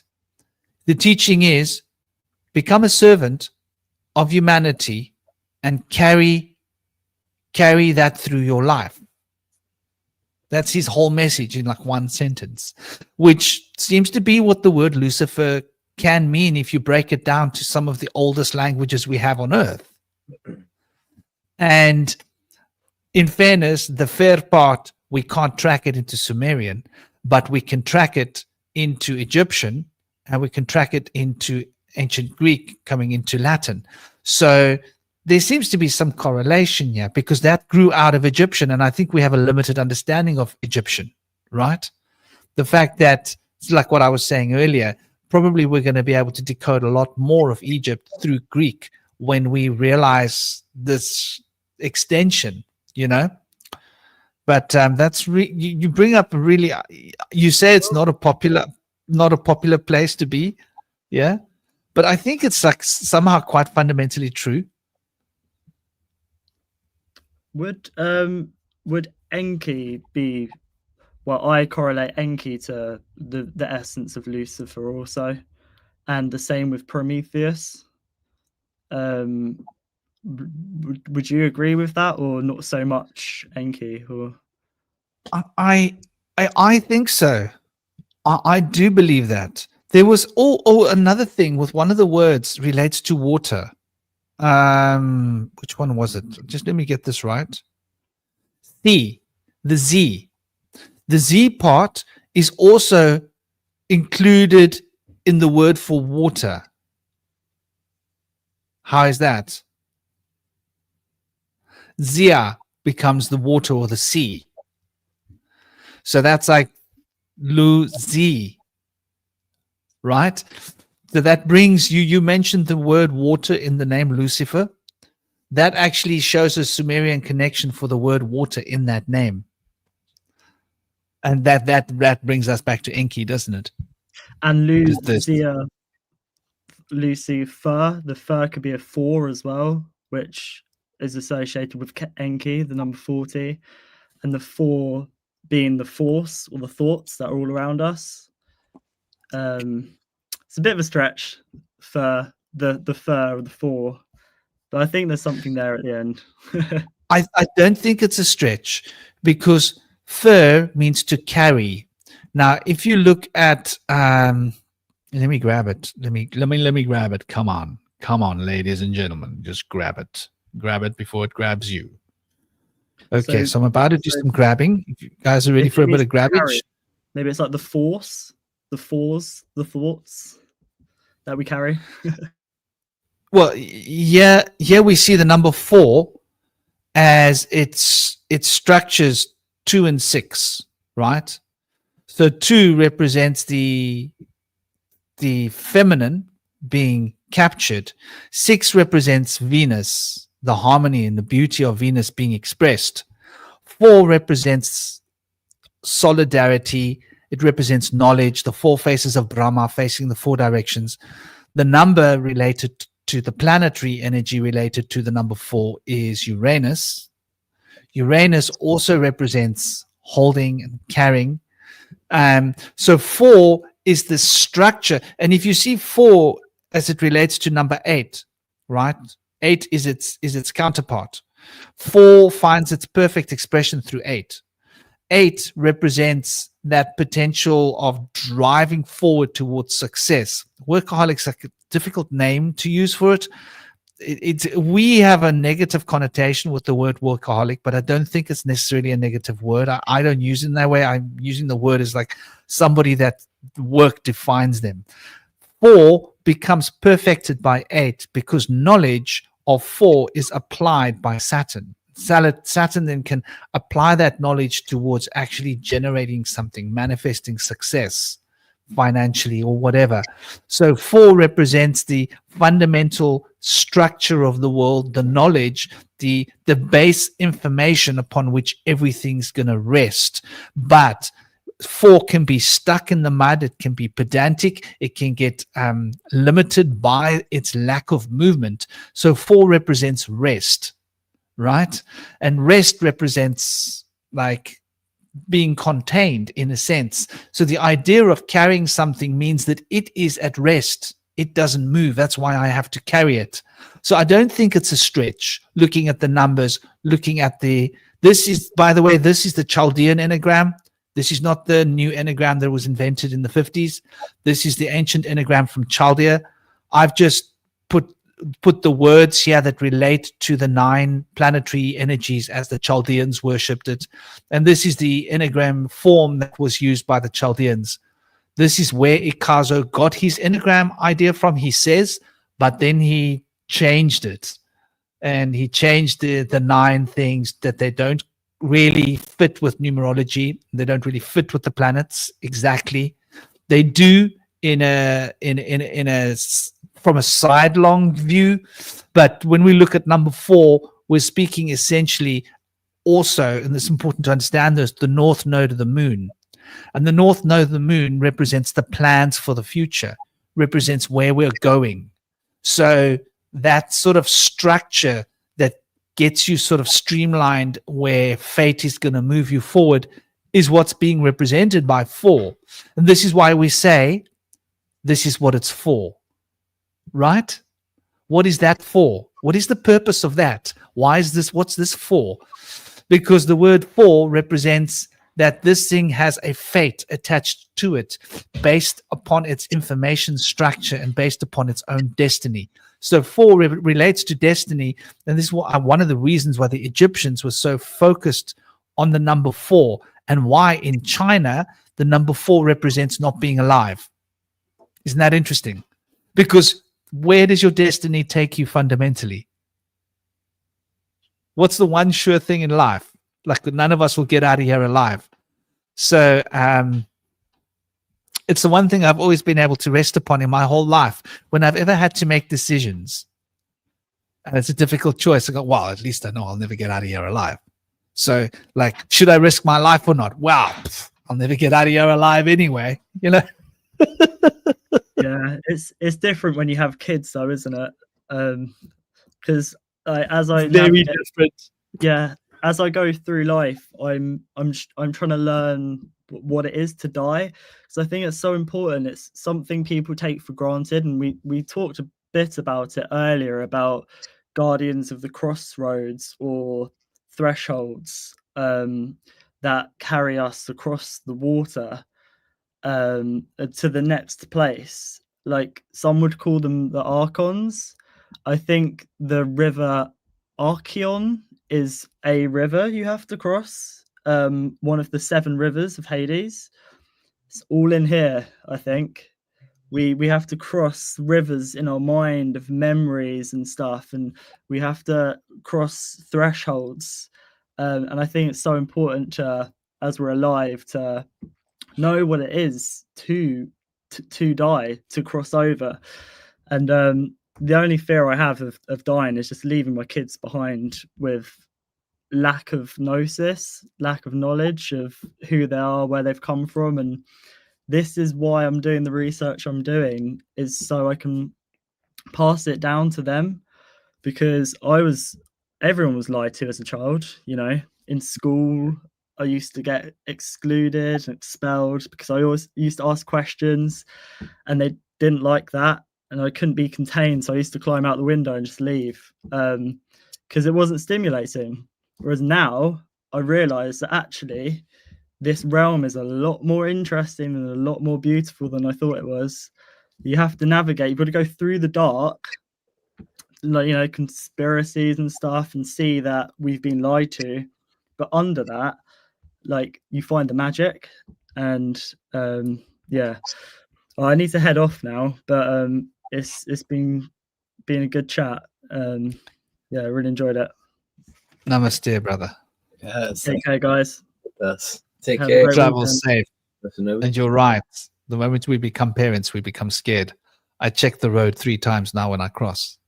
Before, I had a bad habit of never checking when I cross the road. So I've become a lot more conscientious. Like, fatherhood has done me good. So many times I'd be crossing the road and go, oh, there's a car coming quite fast. Oh, what am I going to do? Yeah. Doesn't happen anymore. Touch wood. Rest up, guys. Speak soon. Big love. Om Shanti. Travel That's safe.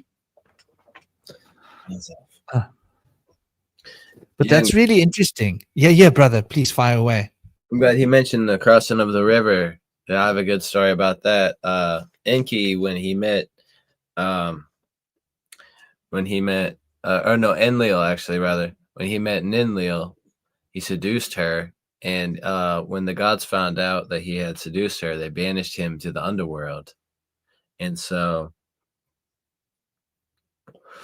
she wanted to find him. She went to go find him, and he disguised himself as the gatekeeper of the underworld and the guy into the river and the ferryman. And each time she asked to find Enlil, but each time she was seduced. But it was actually Enlil in disguise. So it was at that point that she became the mother of 3 other gods, Nergal and Nenazu and Enbelulu. So that's just an interesting story. But before that, they had Wasn't she his sister? she was already pregnant with Nana after he had seduced her the first time. And it said sometimes that Inanna is the daughter of Nana, but in other stories they say that Enki is actually the father of Inanna. But I think Nana is actually the father, but Enki like kind of mentored her and like took her under his wing and like gave her this gift of like knowing how to civilize people. And then he wanted to take it away from her, but she outwitted him and stuff. So but it's interesting how they have like, you know, different narratives. There's some stories about Ninhursag being Enlil's wife first and then becoming Enki's wife. But then they changed the story to her being Enlil's elder sister. But that doesn't disqualify her from also being his previous bride, because a lot of the That was typical. yeah. You married your sister. Why? Because it was much more fun to have to count your child's fingers. You know? Exactly. How many fingers does this one have? Oh, it's like a lucky packet, you know? Look how many ears. Ooh, a third nipple. Wow. They must have been really fond of the third nipple experience in those times. Or like having 12 fingers, you know, was their thing, wasn't it? No, that's really interesting, this whole keeping it in the family thing, because we see it in royalty, right? Keeping it in the family. And I think people that have royal lineage have more of this. It's like the idea of this blood thing, that people that have royal lineage are more likely to have the blood, what is it called? Hemophilia. Yeah, hemophilia, exactly. Because of the blood platelets. You know, they don't create the Their blood. the substance, the clotting. Yeah, exactly. Yeah. And I think that is a typical result of breeding in your same family line. So we can see the evidence of that the royalty's been doing it, because people all say this is a thing, but like there's actual hard evidence, medical evidence to suggest it. And so this is something that goes right back to the Sumerians. And it's got to do with like who's going to be king, right? Yeah. And how pure, how royal is your blood? Your blood's 1/8 royal, or 50% royal, or 100% royal. And if you didn't breed with your sister, there was less chance of your child being a king. Yeah. Exactly. So, like, if you wanted to secure your child's future, the only way was to do it was like get funky with your sister. Would have thought. Crazy.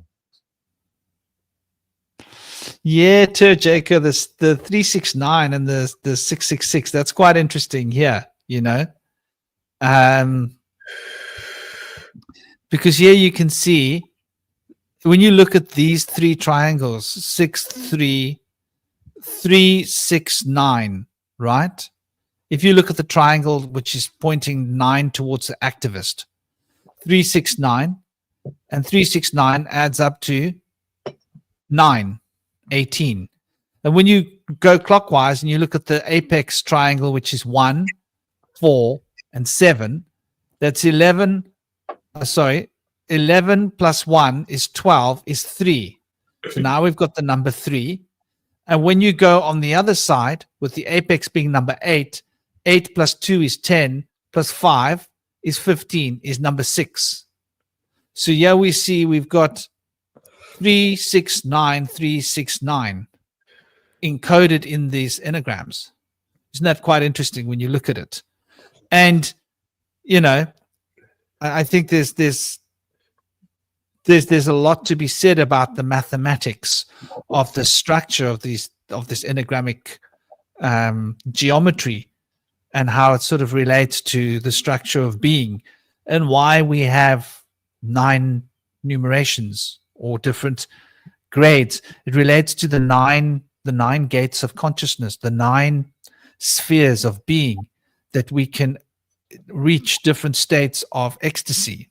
And there are 9 distinct levels that we can reach in our divine reverie meditations, our contemplations of existence, which is quite interesting before we get to the samadhi, leaving the body for the last time kind of gate. So there's a lot in this, you know, this 369 notion. And of course,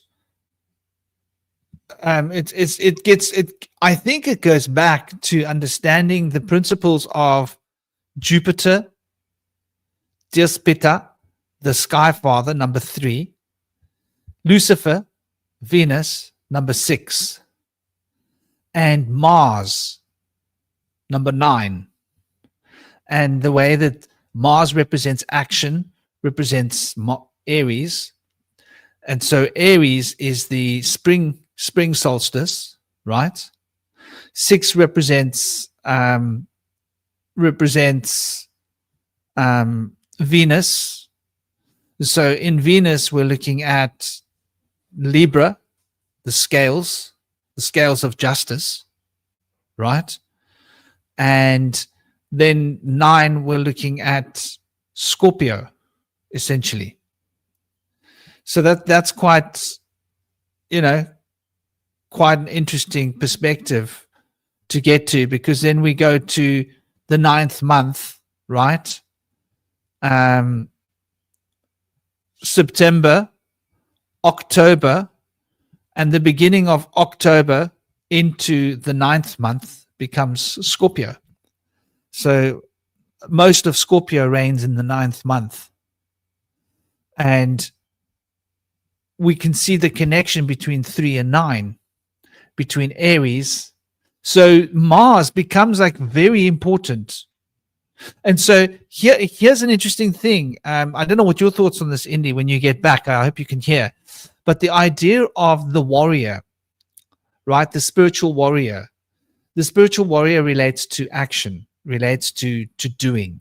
Mars is the god of war, number 9, right? But we're also looking at the soldier with a sword that relates to Mars, in a sense, relates to 9, relates to action, which is also 9 crosses the threshold, right? When we look at the Enneagram, you get to the end and you've got to cross the threshold. You've got to go through the no man's land of the zero in order to re-emerge with number 1, because you've done the full cycle of 9. Now 9 has got to go through the eye of the storm to become 10, right? And 10 then becomes 11, becomes 12, becomes... So there's an interesting octave shift. I mean, what do you think about the connection between between Ares, the god of war, and Mars, god of war, and the story of the great warrior in the sky that we've been talking about, which represents spiritual warrior and rebirth, which is Orion. Orion's obviously a warrior, right? He's got a shield and a sword. Yeah. But then we have also Aries, which represents those warrior-like qualities as well, associated with Mars, and Mars being a Roman god, warrior god. So I think there's association with both. And is Orion's not one of the zodiacs, so I think interestingly, is it one of them? No, it's not. But Yeah. interestingly enough, it's where Taurus is. Right. Okay. Yeah. But All it's right. also like, you know, Aries is really the god of war, and that's really Mars. Mhm. So the number 9 is like the completion. So spiritual rebirth of the warrior, of the rebirth of the spiritual warrior, that's like number 9 on the Enneagram. It's like the completion of your cycle, no? You're beginning a new cycle. Yeah, and I feel like there's like more to Venus in the aspect where there's like the bull, Taurus, and then there's also Orion like right there. And they're like kind of we have Orion like holding the lion's hide in his arm. So like the bull has like defeated the lion in association with the warrior, and the bull's been tamed by the warrior. It's like a kind of a trifecta right there almost, you could see. But there's like more complexity to like the feminine. So Venus being like that very like goddess of fertility representing planet, also being represented by the very masculine bull, also shows a very deep complexity there too, of the partnership and the companionship of the sacred union between the two. But yeah, also we have the Heyoka, which is like the Native American name for like the thunder child that like shakes things up. That's like a spirit warrior, so like there's like the warrior of the sky, and then there's like the earth spirit warrior, where like they're bringing like the power of the sky and the lightning to shake things up, to like electrify things by kind of challenging the system. So there's like two different sides of the warrior. You have the warrior that's like the obedient soldier, like in the military, and then you have the warrior that's like the spiritual warrior, that's like more of the awakener, that wants to like kind of like tell you the things that you don't want to hear, that to help you catalyze you on a shift that you could make towards self-discovery. Because a lot of people, they don't want to hear the truth. They'd rather hear sugar-coated stuff that they'd like to hear, humor, nonsense, distractions, than deep, meaningful things sometimes, because that kind of stuff requires contemplation and inner work and stuff. So to open up that can, if people aren't comfortable with having solitude to work on personal things, it's going to be hard to start to initiate that. So some people, it's easier to stay out of it. But usually there comes a time in your life when you can make that transformation and find the time. Sometimes when you hit rock bottom, I'm what you're saying is making me think, huh? You know, hitting rock bottom. That's like that warrior spirit that resurrects you. It's Yeah. like that renewal, that 9 on the enneagram. When you when you get to the end of your cycle and you hit the 9 because you've gone through everything.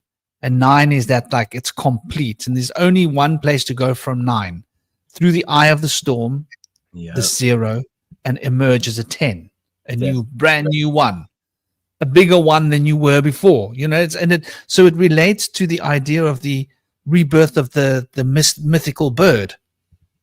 Yeah. Yeah, it's also like the journey of the hero. You go through the whole journey and you become, you know, the victor of, you know, the dragon, and you're the winner, and then all of a sudden you become too prideful and you die as a result of your pride.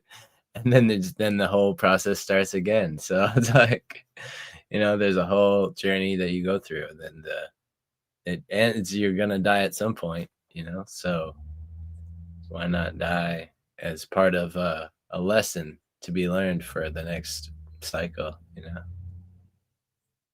So hopefully, you know, if you learn the lesson the first time, you don't have to go through that again, and then you can transcend. Yeah. That's interesting. The rebellious warrior one goes intentionally.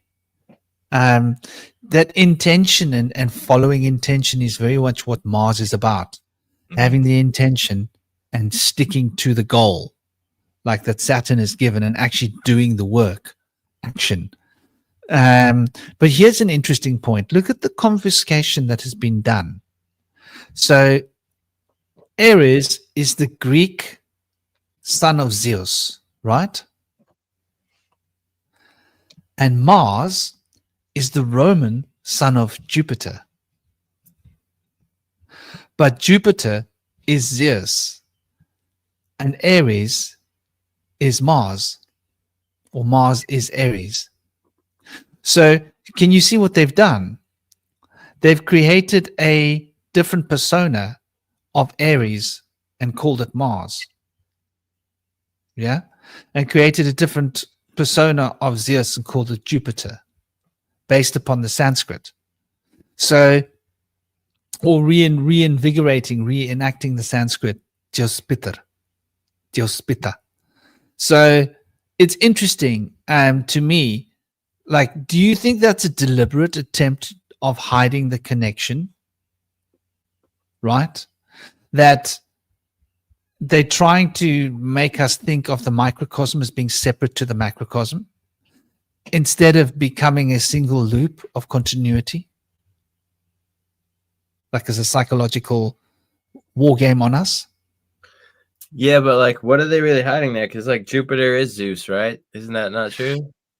Yes, but like my point is that they've turned Mars into a planet, and Aries into a constellation, and they're separating the planet from the constellation by using two different names of the same entity.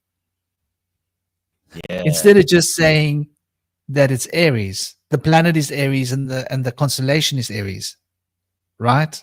Right. Instead of saying that the sun is the lion and the lion is the sun. It's just, to me, that's quite interesting how they've played with the words, right? In that way. Like, they want us to think of what's inside of us as being separate to what's outside of us. The microcosm and the macrocosm are separate. Exactly. Instead of it's just one thing, and then it's just our perception that is that barrier. Or you could see it as an aspect for, like, that kind of symbolizes, you know, the planetary aspect has like kind of a stronger pull on us, and then there's like the stars in the back behind the planets that have like a lesser of an influence, but we have an association between the two realms, which kind of interplay with each other. So like, I think in a lot of ways you could see it as a division, and it definitely is, but in some ways you could also see it as a connection, But the fact that they changed the words makes it harder to see the connection. So when you can see through the web and the veil that they're trying to hide the connections from you with, you can really start to see and connect the dots and see really that there is more of a connection than meets the eye there sometimes, which is good. You could see like as above, so below kind of an aspect. Yeah, like I'm looking at this image and I'm seeing one triangle here, right? So the head of Orion is a triangle, right? Yeah. And there's these 3 points, right? Mhm. Then you've also got the 3 points of the belt. That's a triangle. It's like another triad, yeah? Yeah. And then you've got the sword, the 3 points of the sword. So isn't that quite interesting that we've got this 3 wrapped up and hidden in this Orion, almost like Orion represents the enneagram itself, going in to the unknowable, into the 0 point, the underworld, the proverbial other side, in order for a rebirth to come into being. And so we don't really associate Orion with the enneagram, but I think all numerations and all numbers sort of seem to be fitting into that, because you've got these three important parts of Orion, right? The sword, which is representing truth, yeah? Mhm. The head, which is representing wisdom, and the belt. The belt is representing what holds it all together, yeah? The kingliness, like that, and it's the belt that points towards Isis. So it represents also what do you call it? When your prodigies, when you create a lineage, yeah. So I think like there's a deeper suggestion here at lineage from like humanity, where we come from, what's in our bones, what's our heritage. So I would represent the belt with heritage, the sword with truth, and the triangle on the head with wisdom. And heritage represents power, right? Because what you have created on the world is a representation of your power. So we could thus be taking it into context of power and wisdom and truth. And truth represents, obviously, truth represents, in my perspective, it represents love. I don't know. What do you think about that as a concept? Yeah, I love that. The triangle, definitely a thing of wisdom, a thing of like, association with the ancient Greek philosophers, and the triangle being a thing of beauty, in the sense that it's very simplistic, and the most simplistic thing that can have the strength to stand on its own. It's hard for two things to stand without it being in motion, like on two wheels, for example. Whereas three is like sturdy, and it's kind of the integration of simplicity and complexity. So it's a beautiful thing. 60 being the angle of the number, and 6 being the sacred number of wisdom as well. So definitely I love that association with the head of wisdom.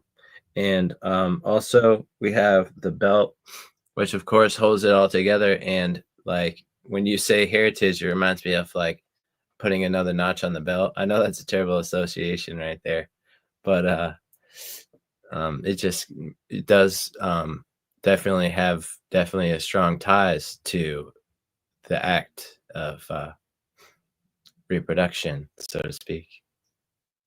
And the belt being something that makes me also think of the asteroid belt, but powerful symbol.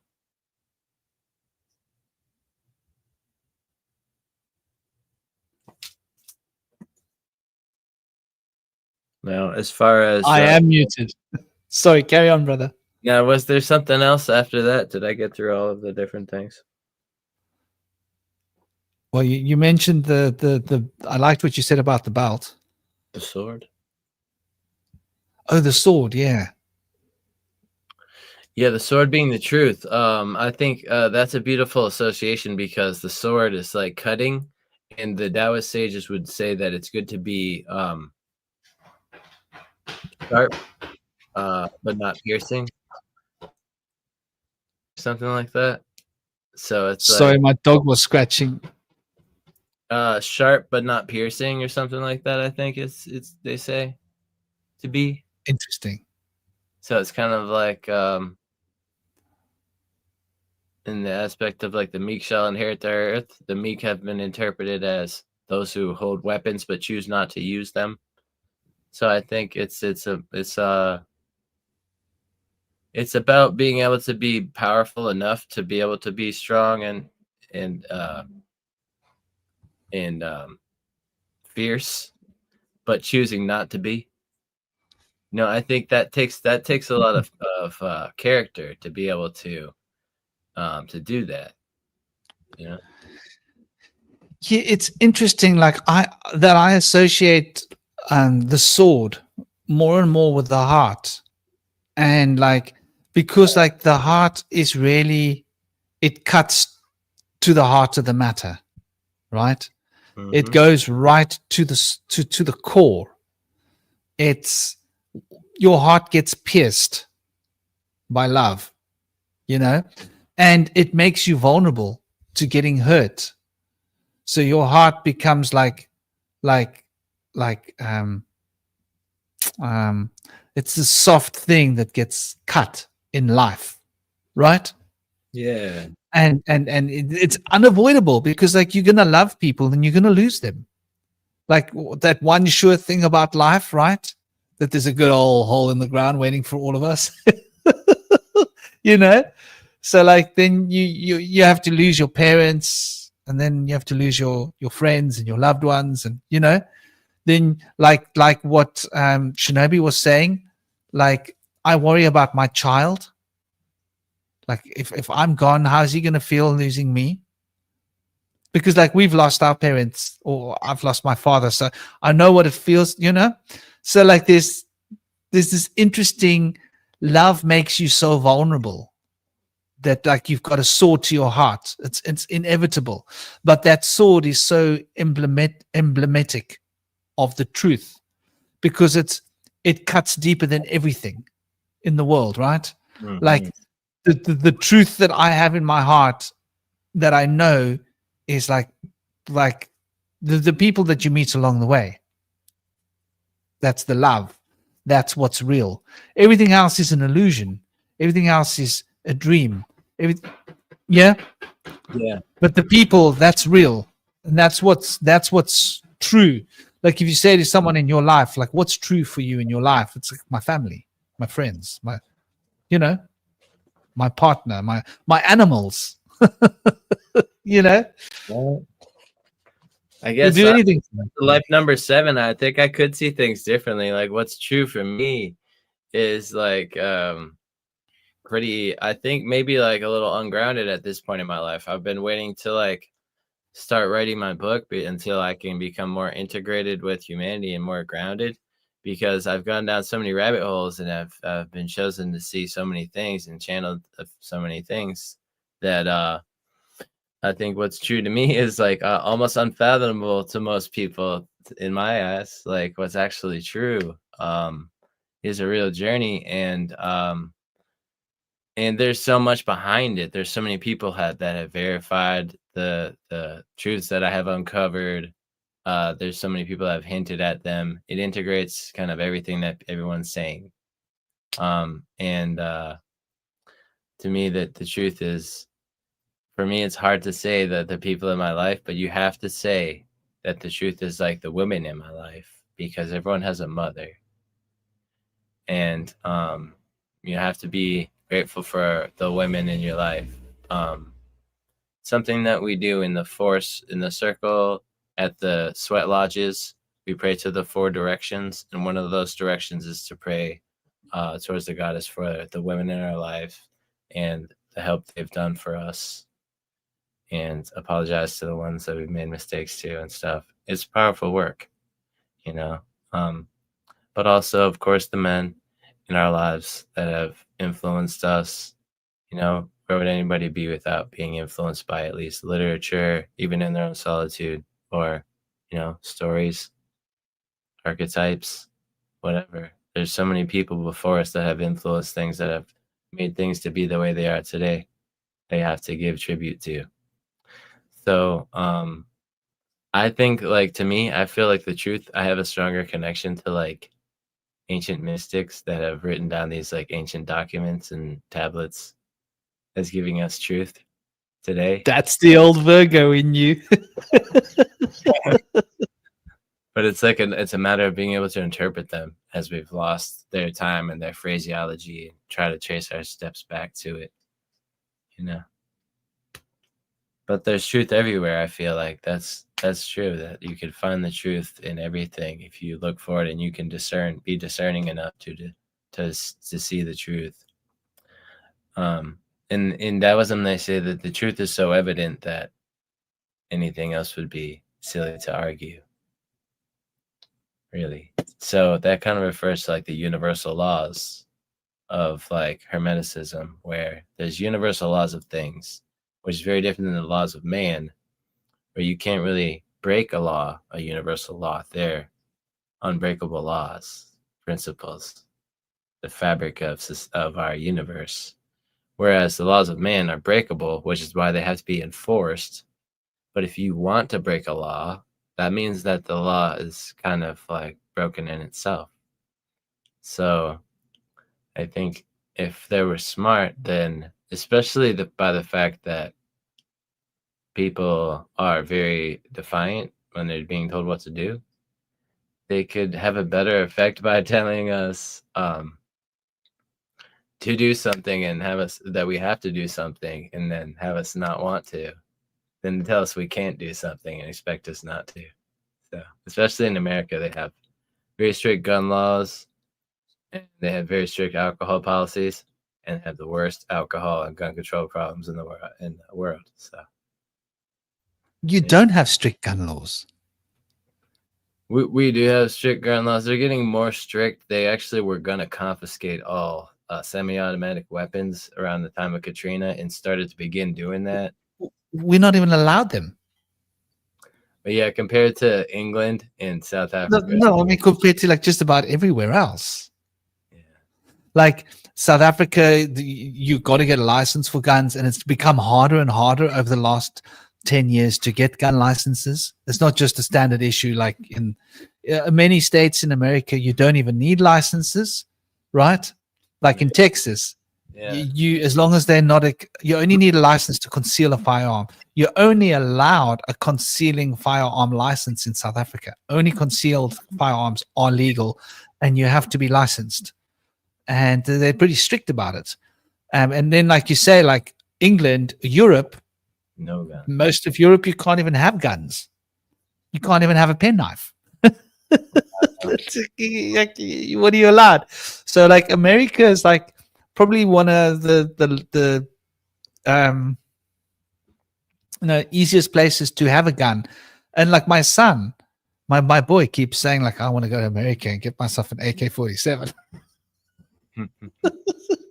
Because like he's like, he sees all these Americans like they're allowed to have like his favorite gun is the MP5. Yeah, it looks like a Uzi kind of. Yeah, because it's silenced. Yeah. And he doesn't like guns that will hurt his ears. He wants a gun that's not going to hurt his ears. MP5.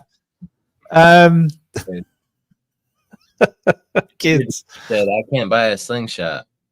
I don't know where Tearjerker's at. Probably in Europe somewhere. What, you can't buy a slingshot? Tearjerker said that in the comments.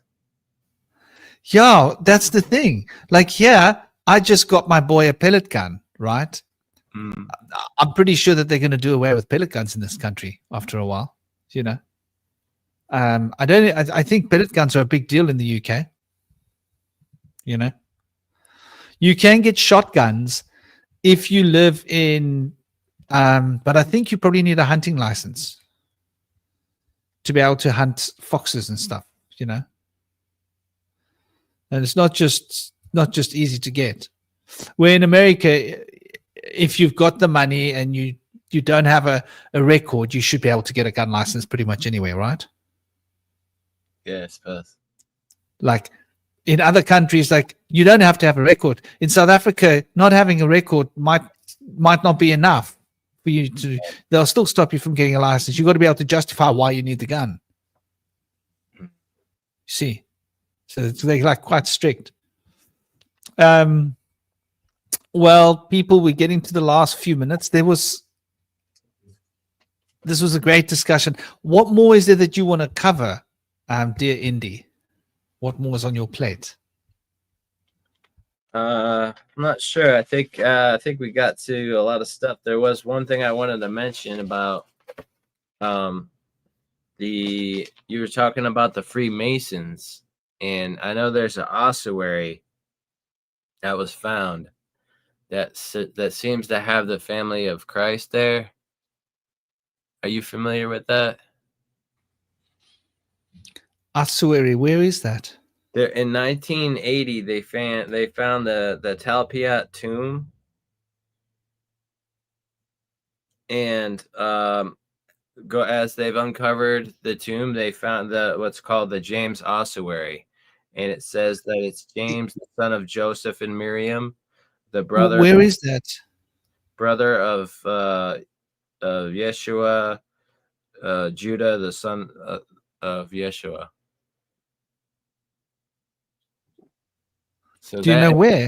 In Israel, and it's been disputed up until recently, but the Freemasons have been behind it, and it's thought that they're trying to keep it secret from the public and pretend like it was a phony discovery because it's kind of been leaked out.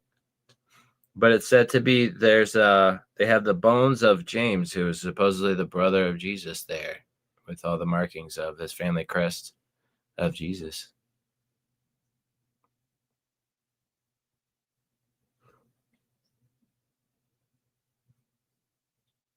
That's really interesting. I don't actually know about this. The Talpiot tomb, 1980, discovered Jerusalem. With names like Jesus, son of Joseph, Mary, and Judah, son of Jesus. While controversial documentary, The Lost Tomb of Jesus, claimed this was Jesus's family tomb. That's really interesting, huh? Yeah, they have two other names of Matthew and Yose. They say it translates to Joseph. I never heard that name before. So yeah, that's interesting. Yeah.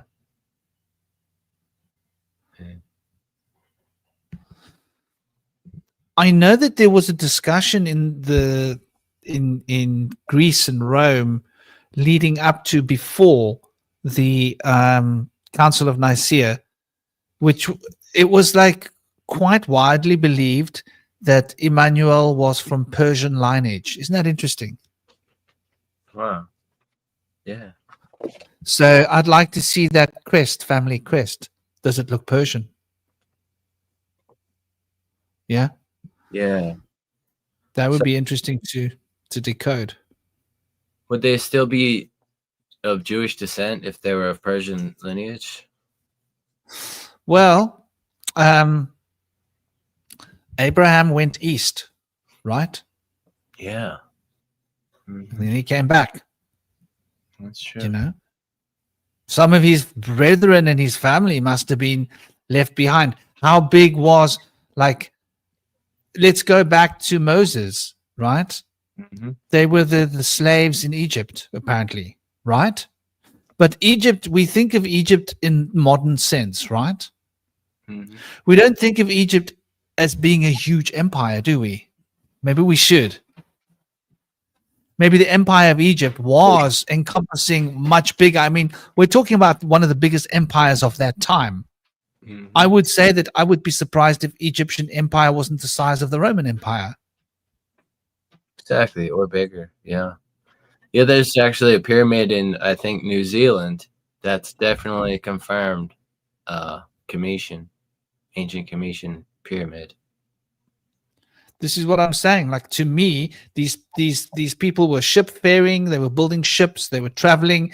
The Irish language is so close to the Egyptian. The culture. There's so much shared between the Celtic of Ireland and Egypt, and there's, like you say, all these other places in the world. To me, it seems like Kem must have been a huge. So what we consider to be Syria, and were all part of this empire, I'm guessing, somehow. And so there might have been scattered people throughout this empire. One imagines, why shouldn't there be? Why would people not have traveled? They traveled in later times. Why shouldn't they have traveled then? They had access. Exactly. The spice road was running. So yeah, I mean, I think like you say, there's so much obfuscation in our history. They've tried to hide so much, but that's a really interesting find. We'll probably have to do a real deep dive into this, huh? Yeah, for sure. That'd be good. University of Toronto statisticians clarifying his work applied to the names bearing together, not the specific identification of the individuals. So they're trying to cover themselves. But that is really interesting. I wonder where exactly. I've got to ask myself, where is this Talpiot tomb? Exactly. Associated with Solomon's temple, but I'm not sure. You see, the reason I say this, the reason I say this is because remember this thing that I was talking about? Yeah. So the neighborhood of Jerusalem, 5 kilometers south of the old city, Dov Groner.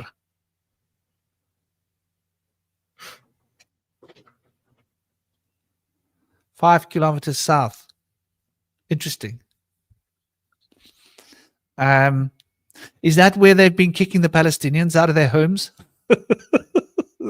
I laugh only out of nervous laughter because I don't find it funny, but I don't want to get angry.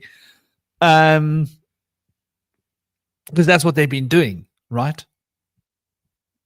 They go to these neighborhoods and they just grab people, pull them out of the house, throw them on the street and say, you don't live here anymore. You got to go on that side of the fence.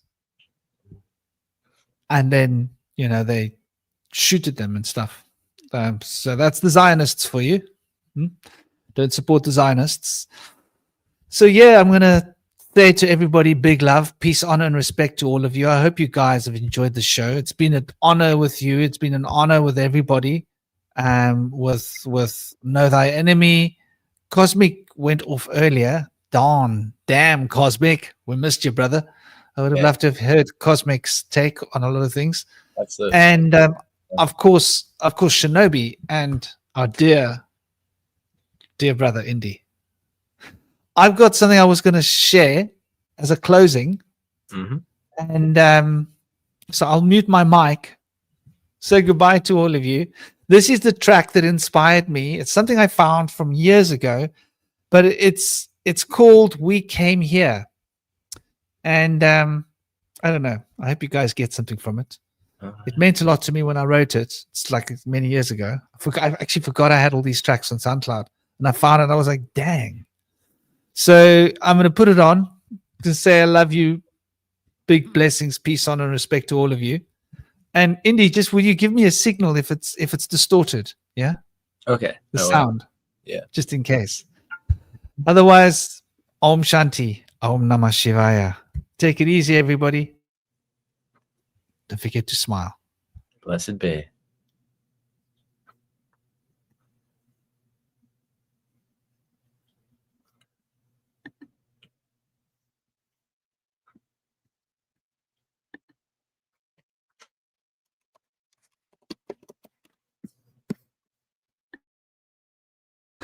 Terribly sorry.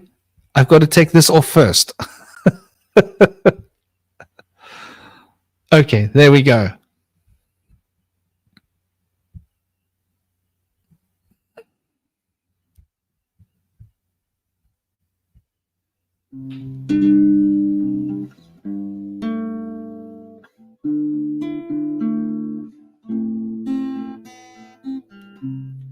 Listen to the music of the leaves, naked trees dancing through the winds again. Stars painting pictures overhead, canopy of dreams revealed.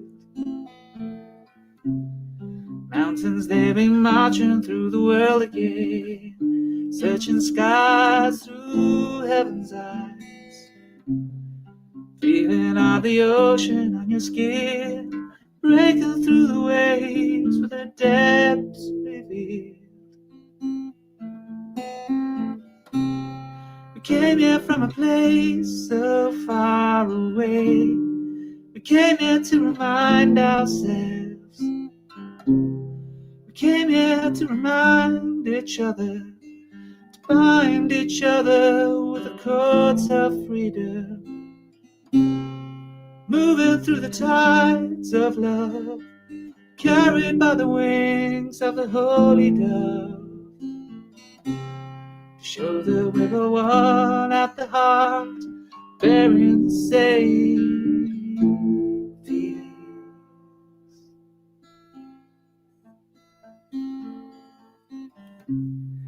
Listen to the music of the leaves, naked trees dancing through the winds again.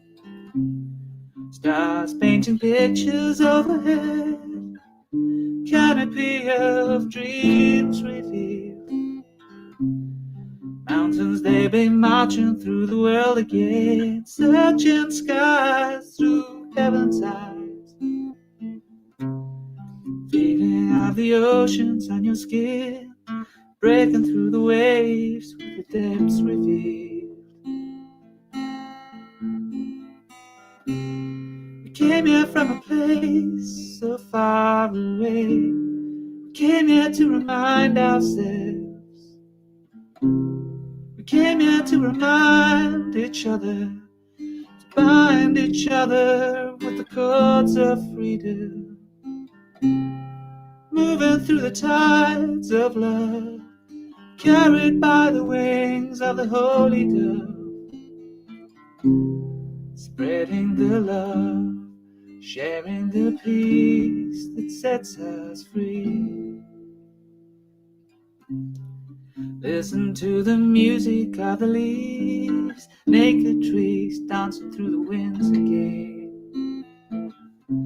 Stars painting pictures overhead, your canopy of dreams revealed. Mountains, they've been marching through the world again, searching skies through heaven's eyes. To feel the oceans on your skin, breaking through the waves with the depths revealed. Revealing the depths of the human heart we share. Revealing the depths of the love and care.